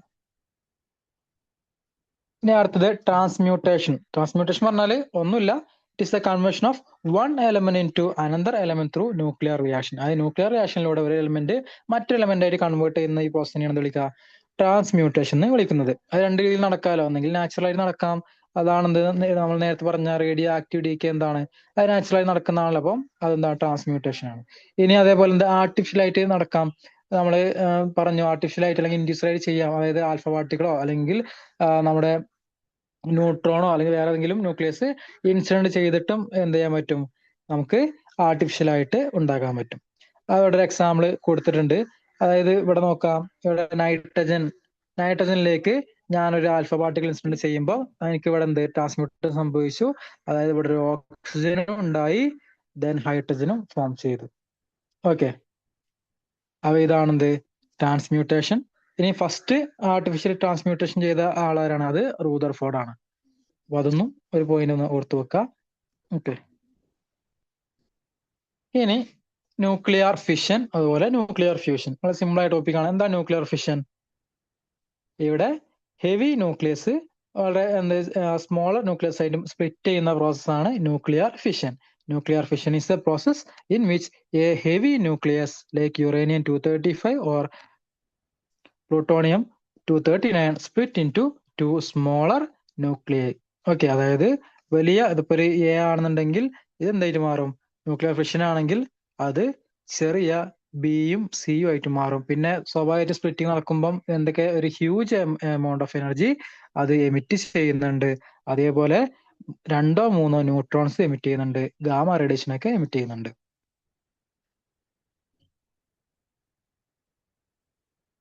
അപ്പൊ ഇവിടെ നോക്കൂ, ന്യൂക്ലിയർ ഫിഷന്റെ ഒരു പ്രോസസ് നോക്കൂ. ഇവിടെ യുറേനിയം 235ലേക്ക് ഞാനൊരു തെർമൽ ന്യൂട്രോണിനെ ഇൻസിഡന്റ് ചെയ്യാൻ ബോംബാർഡ് ചെയ്യാണ്. ഓക്കെ, അപ്പൊ യുറേനിയം 235 എന്തായിട്ട് മാറി? അത് 236 ആയി മാറി. 236 ഇത് അൺസ്റ്റേബിൾ ആയതുകൊണ്ട് തന്നെ ഇത് പെട്ടെന്ന് തന്നെ എന്തായിട്ട് മാറും? അത് ക്രിപ്റ്റോണും ബേരിയായിട്ട് ഡീകേ ചെയ്യും. ഓക്കെ, സ്പ്ലിറ്റ് ചെയ്യും. പിന്നെ അതിന് പുറമെ എന്തൊക്കെ കിട്ടി? 3 ന്യൂട്രോണ് റിലീസ് ചെയ്യുന്നുണ്ട്, അതുപോലെ എക്സസ് എനർജി റിലീസ് ചെയ്യുന്നുണ്ട്. അപ്പൊ ഇതാണ് ന്യൂക്ലിയർ ഫിഷൻ. അവിടെ യുറേനിയം എന്തായിട്ട് മാറി? യുറേനിയത്തിലേക്ക് ഞാനൊരു ന്യൂട്രോണെ ഇൻസിഡന്റ് ചെയ്യുമ്പോൾ അത് അൺസ്റ്റേബിൾ ആയിട്ടുള്ള യുറേനിയം 236 ആയി മാറി. ഈ യുറേനിയം 236 ഹെവിയർ ന്യൂക്ലിയർ ആണല്ലോ, ഇത് സ്പ്ലിറ്റ് ചെയ്തിട്ട് ക്രിപ്റ്റോണും അതുപോലെ ബേരിയവും ആയി മാറുന്നു. പിന്നെ ഒരു 3 ന്യൂട്രോണ് അതിൽ നിന്ന് പുറത്തു പോകുന്നുണ്ട്. Then excess amount of energy അതിൽ നിന്ന് റിലീസ് ആകുന്നുണ്ട്. ഓക്കെ, പിന്നെ ഇവിടെ നോക്കുകയാണെങ്കിൽ ഇവിടെ ഒരു ഇതിൽ തന്നെ ഒരു ന്യൂക്ലിയർ ഫിഷൻ തന്നെ 3 ന്യൂട്രോണ് 3 ന്യൂട്രോൺസ് എമിറ്റ് ചെയ്യുന്നുണ്ട്. അത് ഈ ഓരോ ന്യൂട്രോൺസ് എന്ത് ചെയ്യും? അടുത്ത യുറേനിയം 235 ഇൻസിഡന്റ് ചെയ്തിട്ട് അതിൽ നിന്ന് വീണ്ടും 3 കിട്ടും. അങ്ങനെ ഒരു ചെയിൻ റിയാക്ഷൻ പോലെ നടക്കും. അങ്ങനെ നമുക്ക് എന്ത് ലഭിക്കുന്ന, അല്ലെങ്കിൽ ഈ ന്യൂട്രോണിന്റെ നമ്പർ നമ്മൾ കൺട്രോൾ ചെയ്തിട്ടില്ലെങ്കിൽ അവിടെ നമുക്ക് കിട്ടുന്ന ചെയിൻ റിയാക്ഷൻ പോലെ ഈ പ്രോസസ്സ് കണ്ടിന്യൂ ചെയ്യും. ഓക്കെ, ഇത് നമ്മളിത് കൺട്രോൾ ചെയ്തിട്ടില്ലെങ്കിൽ എന്താണ് വരിക? അതൊരു ആറ്റമിക് ബോംബായിട്ട് മാറും. അതേസമയം കൺട്രോൾ ചെയിൻ റിയാക്ഷൻ ആണെങ്കിൽ അത് ആണെന്ത് നമ്മൾ ന്യൂക്ലിയർ റിയാക്ടറിൽ യൂസ് ചെയ്യുന്നത്. അപ്പൊ ചെയിൻ റിയാക്ഷൻ എന്താ? Neutrons release in fission causes more fission. കാരണം ഈ ഒരു കണ്ടിന്യൂസ് പ്രോസസ് ആണ് എന്ത് ചെയിൻ റിയാക്ഷൻ എന്ന് പറയുന്നത്. ഓക്കെ, ഇനി ഇത് കൺട്രോൾഡ് ചെയിൻ റിയാക്ഷൻ ആണെങ്കിൽ അതാണ് നമ്മൾ ന്യൂക്ലിയർ റിയാക്ടറിൽ യൂസ് ചെയ്യുന്നത്. ഇനി അൺകൺട്രോൾഡ് ആണെങ്കിലോ, ചെയിൻ റിയാക്ഷൻ അൺകൺട്രോൾഡ് ആയിട്ട് വരുന്നതാണ് ആറ്റമിക് ബോംബിൽ യൂസ് ചെയ്യുന്ന പ്രിൻസിപ്പിൾ. ഓക്കെ, അപ്പൊ ന്യൂക്ലിയർ റിയാക്ടറിലും ആറ്റമിക് ബോംബിലൊക്കെ തന്നെയാണ് ന്യൂക്ലിയർ ഫിഷൻ ആണ് നടക്കുന്നത്. പക്ഷെ ഇവിടെ എന്താ chain reaction uncontrolled chain reaction ആണെങ്കിൽ അത് ആറ്റമിക് ബോംബിലും അതുപോലെ കൺട്രോൾഡ് ആണെങ്കിലാണ് നമ്മൾ ന്യൂക്ലിയർ റിയാക്ടറിലൊക്കെ യൂസ് ചെയ്യുന്നത്. അതിന്റെ ആപ്ലിക്കേഷൻ നോക്കൂ. ന്യൂക്ലിയർ പവർ പ്ലാന്റിൽ നമ്മൾ ഇലക്ട്രിസിറ്റി ജനറേറ്റ് ചെയ്യാൻ വേണ്ടി യൂസ് ചെയ്യുന്നുണ്ട് ന്യൂക്ലിയർ ഫിഷൻ. ദെൻ ആറ്റമിക് ബോംബിൽ യൂസ് ചെയ്യുന്ന പ്രിൻസിപ്പിൾ തന്നെയാണ് ഈ ന്യൂക്ലിയർ ഫിഷൻ തന്നെയാണ്. അതുപോലെ റേഡിയോ ഐസോട്ടോപ്പുകളുടെ പ്രൊഡക്ഷന് വേണ്ടിയും ഈ ന്യൂക്ലിയർ ഫിഷൻ യൂസ് ചെയ്യുന്നുണ്ട്. അടുത്തതാണ് ന്യൂക്ലിയർ ഫ്യൂഷൻ. ഈ ന്യൂക്ലിയർ ഫ്യൂഷൻ കാണിക്കുന്ന ആളുകൾ ആരാണ്? ന്യൂക്ലിയർ ഫ്യൂഷൻ കാണിക്കുന്നത് അത്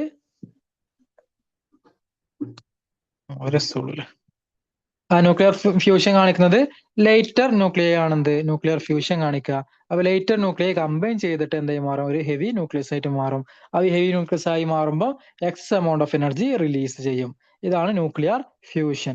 ഇവിടെ നോക്കൂ, ഹൈഡ്രജൻ രണ്ട് ഐസോട്ടോപ്പുകൾ നമ്മുടെ എന്താ ഡ്യൂട്ടീരിയവും ട്രീഷ്യം തമ്മിൽ കമ്പൈൻ ചെയ്തിട്ട് എന്തായിട്ട് മാറുന്നു? ഹീലിയായിട്ട് മാറുന്ന റിയാക്ഷൻ കൊടുത്തിട്ടുള്ളത്. ഇവിടെ ഒരു ന്യൂട്രോൺ എമിറ്റ് ചെയ്യുന്നുണ്ട്, അതുപോലെ 17.6 MeV ഇവിടെ റിലീസ് ചെയ്യുന്നുണ്ട്. ഓക്കെ, അപ്പൊ ഇവിടെ ഒന്നെങ്കിൽ എന്താ ചെയ്യാം, 1s1 തമ്മിൽ കൂടി ചേർന്നുകൊണ്ട് ആ റിയാക്ഷനിലൂടെ എന്ത് ഹീലിയം കിട്ടാം, അല്ലെങ്കിൽ ഇപ്പൊ ഈ പറഞ്ഞ പോലെ ഡ്യൂട്ടീരിയം ട്രീഷ്യം തമ്മിൽ റിയാക്ട് ചെയ്തിട്ട് നമുക്ക് എന്ത് ഹീലിയം കിട്ടാം. എന്തായാലും ഇവിടെ നോക്കുകയാണെങ്കിൽ എന്താ ഈ ഹൈഡ്രജന്റെ ഐസോട്ടോപ്പുകൾ എന്താണ്? ലേറ്റർ ആണല്ലോ. ഇത് അല്ലെങ്കിൽ ഇതിന്റെ ബൈൻഡിങ് എനർജി പെർ ന്യൂക്ലിയർ എന്താ വളരെ കുറവാണ്. സ്വാഭാവികമായിട്ട് ഇത് കമ്പൈൻ ചെയ്തിട്ട് എന്തായിട്ട് മാറുന്നു? ഹെവിയർ ആയിട്ടുള്ള ഹീലിയം ന്യൂക്ലിയസ് ആയി മാറുന്നു. അപ്പൊ ഇങ്ങനെ കമ്പൈൻ ചെയ്യുന്ന സമയത്ത് excess amount of energy release ചെയ്യുന്നുണ്ട്. അപ്പൊ ഈ ഒരു പ്രോസസ് ആണ് ന്യൂക്ലിയർ ഫ്യൂഷൻ. ഈ ന്യൂക്ലിയർ ഫ്യൂഷൻ എവിടെയൊക്കെയാണ് കാണപ്പെടുന്നത്? ഇത് സണ്ണിലും സ്റ്റാറിലൊക്കെയാണ്. എന്തുകൊണ്ട് ചോദിച്ചാല് ഇത് ന്യൂക്ലിയർ ഫ്യൂഷൻ നടക്കുന്നുണ്ടെങ്കിൽ എക്സ്ട്രീംലി ഹൈ ടെമ്പറേച്ചർ ഇവിടെ അത്യാവശ്യമാണ്. അതായത് 10⁻7 to 10⁻8 അല്ലെങ്കിൽ 9 റേഞ്ചിലേക്ക് അത്രയും കെൽവിൻ ടെമ്പറേച്ചർ ഇവിടെ ആവശ്യമാണ്. അതേപോലെ ഹൈ പ്രഷറും ആവശ്യമാണ്. ഓക്കെ, അപ്പം ഇതൊക്കെ ഉണ്ടെങ്കിൽ എന്ത് നടക്കുള്ളൂ? ന്യൂക്ലിയർ ഫ്യൂഷൻ നടക്കുള്ളൂ. അപ്പൊ ഇത്രയും ടെമ്പറേച്ചറും അല്ലെങ്കിൽ ഈ ഇത്രയും പ്രഷറൊക്കെ ഉള്ളത് എവിടെയാണ്, അല്ലെങ്കിൽ ഈ കണ്ടീഷനൊക്കെ അച്ചീവ് ചെയ്യുന്ന എവിടെയാണ്? അത് സ്റ്റാർ അല്ലെങ്കിൽ എന്താ നമ്മുടെ സണ്ണിലേക്കാണ് നടക്കുക. അതുകൊണ്ടാണ് അവിടെ സണ്ണിലും സ്റ്റാറിലൊക്കെ ന്യൂക്ലിയർ ഫ്യൂഷൻ നടന്ന് അവിടെ നമുക്ക് എനർജി കിട്ടുന്നത്. മനസ്സിലായല്ലോ? അപ്പൊ ഹൈഡ്രജൻ അവിടെയൊക്കെ സംഭവിക്കുന്നത് എന്താ? ഹൈഡ്രജൻ ഫ്യൂസ് ചെയ്തിട്ട് ഹീലിയായിട്ട് മാറുകയാണ് ചെയ്യുന്നത്. ഇനി ആപ്ലിക്കേഷൻസ് എന്തൊക്കെയാ? നമുക്കറിയുന്ന പോലെ അല്ലെങ്കിൽ എക്സാം സ്ഥിരമായി ചോദിക്കുന്നതാണ്. അല്ലെങ്കിൽ നമ്മുടെ സണ്ണിന്റെയും അല്ലെങ്കിൽ മറ്റു നക്ഷത്രങ്ങളുടെ എനർജി സോഴ്സ് എന്താണ്? അത് ന്യൂക്ലിയർ ഫ്യൂഷൻ ആണ്. പിന്നെ ഹൈഡ്രജൻ ബോംബിന്റെ ആപ്ലിക്കേഷൻ എന്താ? ഹൈഡ്രജൻ ബോംബിൽ യൂസ് ചെയ്യുന്നത് എന്ത് തന്നെയാണ്? ന്യൂക്ലിയർ ഫ്യൂഷൻ ആണ് ഹൈഡ്രജൻ ബോംബിൽ യൂസ് ചെയ്യുന്നത്. അതുപോലെ നമ്മൾ ഈ ഫ്യൂഷൻ റിയാക്ടറിൽ അല്ലെങ്കിൽ ഫ്യൂച്ചറിലേക്കുള്ള ക്ലീൻ എനർജി ഒക്കെ പ്രൊഡക്ഷന് വേണ്ടി നമ്മൾ ഫ്യൂഷൻ റിയാക്ടർ യൂസ് ചെയ്യുകയാണെങ്കിൽ അതൊക്കെ ശരിക്കും തന്നെയാണ് ഈ ഫ്യൂഷൻ പ്രോസസ് ആണ് യൂസ് ചെയ്യാന്ന് അറിഞ്ഞു വെക്കുക. അതെന്തായാലും ഈ ഒരു പോയിന്റ് ഓർത്ത് വെക്കുക. ഹൈഡ്രജൻ ബോംബിൽ ഫ്യൂഷൻ ആണ്. ദെൻ സണ്ണിലെയും അല്ലെങ്കിൽ എന്ത് സ്റ്റാർസിന്റെ എനർജി സോഴ്സ് എന്താണ്? അതും ന്യൂക്ലിയർ ഫ്യൂഷൻ ആണ്. എന്തുകൊണ്ട് ചോദിച്ചാൽ അവിടെ അത്രയും ടെമ്പറേച്ചർ അവിടെ അത്യാവശ്യമാണ്. 10⁻7 to 10⁻9 കെൽവിനൊക്കെ എന്ത് ടെമ്പറേച്ചർ ആവശ്യമാണ്, അല്ലെങ്കിൽ അത്രയും പ്രഷർ ആവശ്യമുള്ളത് കൊണ്ടാണ് ഫ്യൂഷൻ നടക്കണമെങ്കിൽ. കാരണം അവിടെ നമുക്കറിയാം ഇവരെന്താണ്, ഇവർ തമ്മിൽ ഇലക്ട്രോസ്റ്റാറ്റിക് റിപ്പൾഷൻ നടക്കും. അപ്പൊ ആ ഇലക്ട്രോസ്റ്റാറ്റിക് റിപ്പൾഷൻ അത് എന്താ പറയാ ഓവർകം ചെയ്തിട്ട് ആണല്ലോ ഈ ന്യൂക്ലിയർ ഫ്യൂഷൻ നടക്കണമെങ്കിൽ. അപ്പൊ അതിനു വേണ്ടിയാണ് അത്രയും ടെമ്പറേച്ചറും പ്രഷറൊക്കെ ആവശ്യം വരുന്നത്. ഈ ഒരു ആപ്ലിക്കേഷന് അറിഞ്ഞു വെക്കുന്നത് ഇമ്പോർട്ടന്റ് ആണ്. ഇനി ന്യൂക്ലിയർ റിയാക്ടറിന്റെ പ്രോസസ് നോക്കുകയാണെങ്കിൽ ജസ്റ്റ് ഒന്ന് ഇത് അത്ര ഇമ്പോർട്ടന്റ് അല്ല, ജസ്റ്റ് ഒന്ന് അറിഞ്ഞു വെച്ചാൽ മതി. ഇവിടെ എന്താ ഇപ്പൊ നമ്മളിപ്പം ഒരു എന്താ പറയാ ഫ്യൂവലായിട്ട് യുറേനിയത്തിന്റെ ഐസോട്ടോപ്പ് എടുക്കും. ഇപ്പൊ യുറേനിയം 235 ആണെങ്കിൽ അതെന്ത് ചെയ്യും, ഇവിടെ ന്യൂക്ലിയർ ഫിഷൻ റിയാക്ഷൻ നടന്നിട്ട് എനർജി റിലീസ് ചെയ്യുമല്ലോ, എനർജി അതുപോലെ ന്യൂട്രോൺസ് ഒക്കെ റിലീസ് ചെയ്യും. ഇനി അടുത്ത എന്താ അതിൽ മോഡറേറ്റർ ഉണ്ട്. ഈ മോഡറേറ്റർ എന്താ ചെയ്യാ, ഇവിടെ ഈ ഉണ്ടാകുന്ന ന്യൂട്രോൺസിന് എന്ത് ചെയ്യണം, അതിനെ സ്പീഡപ്പ് ആയി കഴിഞ്ഞാൽ എന്ത് പെട്ടെന്ന് അത് നമുക്ക് കൺട്രോൾ ചെയ്യാൻ കഴിയില്ല. അപ്പൊ അതിന്റെ സ്പീഡ് കുറക്കണം, അല്ലെങ്കിൽ തെർമൽ ന്യൂട്രോണാക്കി മാറ്റും. തെർമൽ ന്യൂട്രോൺ എന്ന് പറഞ്ഞാൽ അത് ഏറ്റവും സ്ലോ ആയിട്ടുള്ള ന്യൂട്രോൺ ആണ് തെർമൽ ന്യൂട്രോൺ. ഓക്കെ, അപ്പം മോഡറേറ്റേഴ്സ് ചെയ്യുന്ന എന്താണ്, ഈ ന്യൂട്രോൺസിനെ സ്ലോ ഡൗൺ ചെയ്യുന്ന ആളാണ് മോഡറേറ്റർ. ഇനി കൺട്രോൾ റോഡ്സ് ഉണ്ട്. Control rods regulate the number of neutrons. Neutron number എന്ത് റെഗുലേറ്റ് ചെയ്യും. കാരണം എന്താ, ഈ ന്യൂട്രോൺ നമ്പർ റെഗുലേറ്റ് ചെയ്തിട്ടില്ലെങ്കിൽ അവിടെ എന്താ അത് ഒരു ആറ്റം ബോംബിന്റെ പോലെ അറിയാൻ പൊട്ടിത്തെറിക്കാൻ ചാൻസ് കൂടുതലാണ്. അതുകൊണ്ടാണ് കൺട്രോൾ റോഡ്സ് യൂസ് ചെയ്യുന്നത്. ഇനി കൂളന്റ് എന്താ ചെയ്യുക, coolant carries heat away from the core. ഇവിടെ ഈ കോറിൽ ഉണ്ടാകുന്ന ഹീറ്റിനെ ക്യാരി ചെയ്യുന്ന പുറത്തേക്ക് എന്ത് ക്യാരി ചെയ്യുന്നത് ആരാണ്, അത് കൂളന്റ് ആണ്. പിന്നെ എന്ത് ചെയ്യും, സ്റ്റീം ഇവിടെ ഹീറ്റ് എക്സ്ചേഞ്ചറിൽ എന്ത് ചെയ്യും, സ്റ്റീം പ്രൊഡ്യൂസ് ചെയ്യും. ഈ സ്റ്റീം വെച്ചിട്ടാണ് ടർബൈൻ കറക്കുന്നത്. ഓക്കെ, ഈ ടർബൈൻ കറക്കുമ്പോൾ സ്വാഭാവികമായിട്ട് ജനറേറ്ററിൽ എന്ത് ചെയ്യും, അവിടെ ഇലക്ട്രിസിറ്റി പ്രൊഡ്യൂസ് ചെയ്യും. പിന്നെ ഇതിനെല്ലാം നമുക്ക് പ്രൊട്ടക്ട് ചെയ്യാം, അല്ലെങ്കിൽ റേഡിയോ ആക്റ്റീവ് ആയ കോമ്പൗണ്ട് ആണ് ഫ്യൂവൽ ആയിട്ട് വരുന്നത്. അപ്പൊ സ്വാഭാവികമായിട്ട് ഇതിൽ നിന്ന് റേഡിയേഷൻ ഒക്കെ തടുക്കാൻ വേണ്ടി നമ്മൾ എന്ത് കോൺക്രീറ്റ് വാൾ, അല്ലെങ്കിൽ നല്ല സ്ട്രോങ് ആയ കോൺക്രീറ്റ് വാൾ, അല്ലെങ്കിൽ ലെഡ് ഒക്കെയാണ് എന്ത് യൂസ് ചെയ്യാറുള്ളത് ഷീൽഡ് ആയിട്ട് പ്രൊട്ടക്ഷന് വേണ്ടി. അതൊക്കെയാണ് മെയിൻ ആയിട്ട് ന്യൂക്ലിയർ റിയാക്ടറിന്റെ മെയിൻ ആയിട്ടുള്ള കാര്യങ്ങൾ. ഇത് നമുക്ക് ജസ്റ്റ് ഇതിലെ ഓരോന്ന് ഒന്ന് നോക്കുകയാണെങ്കിൽ ഇമ്പോർട്ടന്റ് ആയിട്ടുള്ള ഇപ്പൊ ഫ്യൂവൽ നോക്കുകയാണെങ്കിൽ എന്താണ്, ഇവിടെ ഫിഷനായിട്ട് പോകുന്ന അല്ലെങ്കിൽ ഹെവി ന്യൂക്ലിയസ് ആണ് ഇവിടെ ഫ്യൂവലായിട്ട് എടുക്കുന്നത്. അതായത് യുറേനിയം 235, അല്ലെങ്കിൽ uranium 238, then plutonium 239, then uranium 233. ഇങ്ങനത്തെ അല്ലെങ്കിൽ യുറേനിയത്തിന്റെ ഐസോട്ടോപ്പ് അല്ലെങ്കിൽ ഇങ്ങനത്തെ റേഡിയോ ആക്റ്റീവ് ആയിട്ടുള്ള എലമെന്റുകളാണ് പൊതുവെ ഫ്യൂവലായിട്ട് യൂസ് ചെയ്യുന്നത്. ഇനി മോഡറേറ്റ് ആയിട്ട് യൂസ് ചെയ്യുന്ന ആളുകൾ ആരൊക്കെയാണ്, അത് ഹെവി വാട്ടർ യൂസ് ചെയ്യാറുണ്ട്, ഗ്രാഫൈറ്റ്, ലൈറ്റ് നമ്മുടെ വാട്ടർ. ഓക്കെ, അപ്പൊ D2O യൂസ് ചെയ്യാറുണ്ട്, ഗ്രാഫൈറ്റ് യൂസ് ചെയ്യാറുണ്ട്, H2O. അതൊക്കെ മോഡറേറ്റർ എന്തിനാണ് യൂസ് ചെയ്യുന്നത്, നമ്മുടെ ഇതിലുണ്ടാകുന്ന ന്യൂട്രോൺസിന്റെ സ്പീഡ് കുറക്കാൻ വേണ്ടി അല്ലെങ്കിൽ സ്ലോ ഡൗൺ ചെയ്യാൻ വേണ്ടിയാണ് മോഡറേറ്റർ യൂസ് ചെയ്യുന്നത്. അതായത് മോഡറേറ്റ് ചെയ്യുന്ന എന്താണ്, ഇവിടെ ഉണ്ടാകുന്ന ഫാസ്റ്റ് ന്യൂട്രോണിനെ തെർമൽ ന്യൂട്രോൺസ് ആയിട്ട് കൺവേർട്ട് ചെയ്യും. ഓക്കെ, അപ്പൊ എക്സാമ്പിൾസ് അല്ലെങ്കിൽ എന്ത് ന്യൂക്ലിയർ ആയിട്ടുള്ള മോഡറേറ്റർ എന്തൊക്കെയാണെന്ന് ചോദിച്ചാൽ ജസ്റ്റ് ഒന്ന് ഇതൊന്ന് ഓർത്ത് വെക്കുക. Graphite, heavy water, light water, അല്ലെങ്കിൽ ഇതൊക്കെയാണ് പൊതുവെ യൂസ് ചെയ്യുന്ന മോഡറേറ്ററുകൾ. ഇനി കൺട്രോൾ റോഡ് ഏതൊക്കെയാണ്, കൺട്രോൾ റോഡിന്റെ ഫംഗ്ഷൻ എന്താണ്, നമുക്കറിയാം കൺട്രോൾ റോഡ്സ് ആണ് എന്ത് ന്യൂട്രോൺസിന്റെ നമ്പർ അത് കൺട്രോൾ ചെയ്യുന്ന ആള് അല്ലേ. അപ്പം ഈ കൺട്രോൾ റോഡ്സ് എന്ത് ചെയ്യും, എക്സസ് ആയിട്ടുള്ള ന്യൂട്രോൺസിനൊക്കെ അബ്സോർബ് ചെയ്യും. അപ്പൊ അങ്ങനെ ഈ ചെയിൻ റിയാക്ഷൻ ഇതിൽ കൺട്രോൾ ചെയ്യും. ഓക്കെ, അപ്പൊ അതിന് യൂസ് ചെയ്യുന്ന ആളുകളാണ് കാഡ്മിയം, ബോറോൺ, ഹാഫ്നിയം പോലത്തെ ആളുകൾ. ഓക്കെ, കാഡ്മിയം യൂസ് ചെയ്യാറുണ്ട്, ബോറോൺ യൂസ് ചെയ്യാറുണ്ട്, ഹാഫ്നിയം ഒക്കെ യൂസ് ചെയ്യാറുണ്ട് എന്ത് കൺട്രോൾ റോഡായിട്ട്. നമ്മൾ സേഫ്റ്റിക്ക് വേണ്ടിയാണ് അത് യൂസ് ചെയ്യുന്നത്. ഇനി അടുത്തത് കൂളന്റ്. ഇവിടെ എന്താ, നമുക്കിപ്പോ ഈ റിയാക്ടർ കോൾ ഉണ്ടാകുന്ന ആ ഹീറ്റിനെ എന്തായി മാറ്റണം, അത് ട്രാൻസ്ഫർ ചെയ്യണ്ടേ. അപ്പൊ ആ ഹീറ്റ് ട്രാൻസ്ഫറിന് വേണ്ടിയാണ് കൂളന്റ് യൂസ് ചെയ്യുന്നത്. ഓക്കെ, അപ്പൊ ഇവിടെ പൊതുവെ യൂസ് ചെയ്യുന്ന ആരാണ്, വാട്ടർ, ഹെവി വാട്ടർ ഒക്കെയാണ് യൂസ് ചെയ്യുന്നത്. അതുപോലെ ഫാസ്റ്റ് റിയാക്ടർ ഒക്കെ ആണെങ്കിൽ അതിൽ ലിക്വിഡ് സോഡിയം യൂസ് ചെയ്യാറുണ്ട്, ഹീലിയം ഗ്യാസ് യൂസ് ചെയ്യാറുണ്ട്. ഓക്കെ, അപ്പൊ ഇതിൽ എന്തുകൊണ്ട് വാട്ടർ യൂസ് ചെയ്യുന്നത് ചോദിച്ചാല് ഇവിടെ എന്താണ് ഹീറ്റ് എക്സ്ചേഞ്ച് നടക്കണമല്ലോ, അപ്പൊ അല്ലെങ്കിൽ ഹീറ്റ് ട്രാൻസ്ഫർ നടക്കണം. അപ്പം സ്വാഭാവികമായിട്ടും ഇവിടെ എന്താ വാട്ടറിനൊക്കെ ഹൈ സ്പെസിഫിക് ഹീറ്റ് കപ്പാസിറ്റി ആണല്ലോ ഉള്ളത്. അതുകൊണ്ട് തന്നെയാണ് കൂളന്റ് ആയിട്ട് വാട്ടർ ഒക്കെ യൂസ് ചെയ്യുന്നത്. അപ്പൊ കൂളന്റ് ആയിട്ട് യൂസ് ചെയ്യുന്ന ആളുകൾ വാട്ടർ, ഹെവി വാട്ടർ യൂസ് ചെയ്യാറുണ്ട്, ലിക്വിഡ് സോഡിയം യൂസ് ചെയ്യാറുണ്ട്. ഇതൊക്കെ എന്തായാലും മറക്കരുത്. ഇനി ഏറ്റവും ലാസ്റ്റ് ടോപ്പിക് ആണ് ഈ ന്യൂക്ലിയയിൽ നമുക്ക് പഠിക്കാനുള്ള application of radioactive isotope.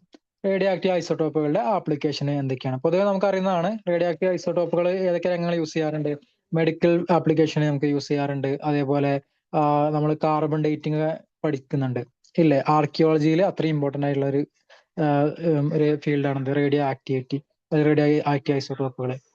അങ്ങനെ പിന്നെ ഒരുപാട് ഇൻഡസ്ട്രിയിലൊക്കെ യൂസ് ചെയ്യുന്നതാണ് റേഡിയോ ആക്റ്റീവ് ഐസോട്ടോപ്പ്. നമുക്ക് എന്തായാലും മെഡിക്കൽ ആപ്ലിക്കേഷനിലുള്ള റേഡിയോ ആക്റ്റീവ് ഐസോട്ടോപ്പുകൾ നോക്കുകയാണെങ്കിൽ ഒന്ന് അയഡിൻ 131. അയഡിൻ 131 തൈറോയിഡിന്റെ ട്രീറ്റ്മെന്റ് അല്ലെങ്കിൽ ഡയഗ്നോസിസിനൊക്കെ യൂസ് ചെയ്യുന്ന ഒരു ഐസോട്ടോപ്പാണ് അയഡിൻ 131. ദെൻ ടെക്നീഷ്യം 99M എന്നുള്ളത് നമുക്ക് ഹാർട്ട്, കിഡ്നി, ലിവർ, ബോണ് ഇതിന്റെയൊക്കെ അല്ലെങ്കിൽ ഓർഗൻസിന്റെ ഒക്കെ ഇമേജിങ്ങിന് വേണ്ടി യൂസ് ചെയ്യുന്ന ഒരു ഐസോട്ടോപ്പാണ് ടെക്നീഷ്യം 99M. പിന്നെ കോബാൾട്ട് 6C ക്യാൻസർ റേഡിയോതെറാപ്പിക്ക് യൂസ് ചെയ്യുന്നുണ്ട്. ദെൻ സോഡിയം 24 എന്തിനാ? നമ്മുടെ ബ്ലഡ് സർക്കുലേഷൻ സ്റ്റഡീസിൽ സോഡിയത്തിന്റെ ഐസോട്ടോപ്പ് യൂസ് ചെയ്യാറുണ്ട്. ദെൻ ഫോസ്ഫറസിന്റെ ഐസോട്ടോപ്പ് ആയിട്ടുള്ള ഫോസ്ഫറസ് P32 ലുക്കീമിയ ട്രീറ്റ്മെന്റിന് അതുപോലെ സ്കിൻ ഡിസീസിന്റെ ഒക്കെ ട്രീറ്റ്മെന്റിന് വേണ്ടി യൂസ് ചെയ്യുന്ന ഒരു ഐസോട്ടോപ്പാണ് P32. പിന്നെ കാർബൺ 14 യൂസ് ചെയ്യുന്നത് എന്തിനു വേണ്ടിയാ? നമ്മുടെ മെറ്റബോളിക് ആയിട്ടുള്ള അല്ലെങ്കിൽ ബ്രത്ത് ടെസ്റ്റിനൊക്കെ യൂസ് ചെയ്യുന്നതാണ് കാർബൺ 14. അപ്പൊ ഇത്രയും ആളുകള് നമുക്ക് റേഡിയോ ആക്റ്റീവ് ഐസോട്ടോപ്പുകളായിട്ട് മെഡിക്കൽ ഫീൽഡിൽ യൂസ് ചെയ്യുന്നതാണ് iodine 131, technetium 99, then cobalt 60, sodium 24, phosphorus 32, carbon 14. ഇനി ഇൻഡസ്ട്രിയൽ ആപ്ലിക്കേഷൻസ് യൂസ് ചെയ്യുന്നതൊക്കെയാ? ഇൻഡസ്ട്രിയൽ ആപ്ലിക്കേഷൻസ് യൂസ് ചെയ്യുന്നതാണ് സ്ട്രോൺഷ്യം 90, ദെൻ കോബാൾട്ട് 60, അതുപോലെ ഇറിഡിയം 192, സോഡിയം 24. ഓക്കെ, ഇതൊക്കെ എന്തിനു യൂസ് ചെയ്യുന്നുണ്ട്? ഇൻഡസ്ട്രിയൽ ആപ്ലിക്കേഷൻസിന് യൂസ് ചെയ്യുന്നതാണ്.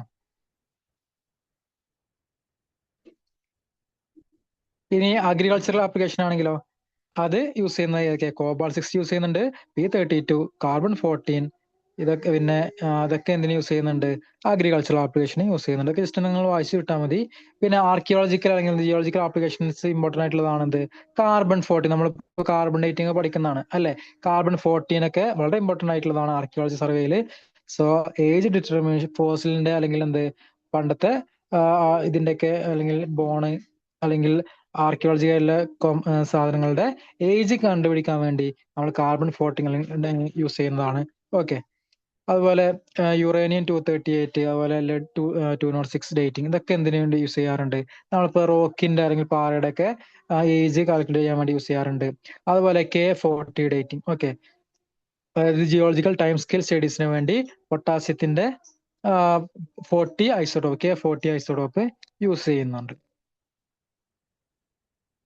അപ്പൊ ഇത്രയൊക്കെയാണ് നമുക്ക് ന്യൂക്ലിയർ എന്നുള്ള ഭാഗത്തിൽ നിന്ന് നമുക്ക് ഈ എക്സാമിന് അല്ലെങ്കിൽ ഇപ്പൊ മൊഡ്യൂൾ 4-ലും അതുപോലെ 6-ലും കൊടുത്തുള്ള ടോപ്പിക് ഇത്രയേ ഉള്ളൂ.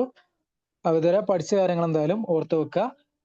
വളരെ സിമ്പിളായ ടോപ്പിക്കാണ്. നമുക്ക് എന്തായാലും അടുത്ത ക്ലാസ്സിൽ ഇതിൽ നിന്നുള്ള MCQ എന്ത് ചെയ്യാം? ഡിസ്കസ് ചെയ്യാം. അതേപോലെ ഇതിൽ ഒരു അടുത്ത ടോപ്പിക് മൊഡ്യൂൾ 4-ൽ കൊടുത്ത ഒരു ഇതാണ് എലമെന്ററി പാർട്ടിക്കിൾസ്. അത് എന്തായാലും അടുത്ത ക്ലാസ്സിലായിട്ട് നമുക്ക് കംപ്ലീറ്റ് ചെയ്യാം.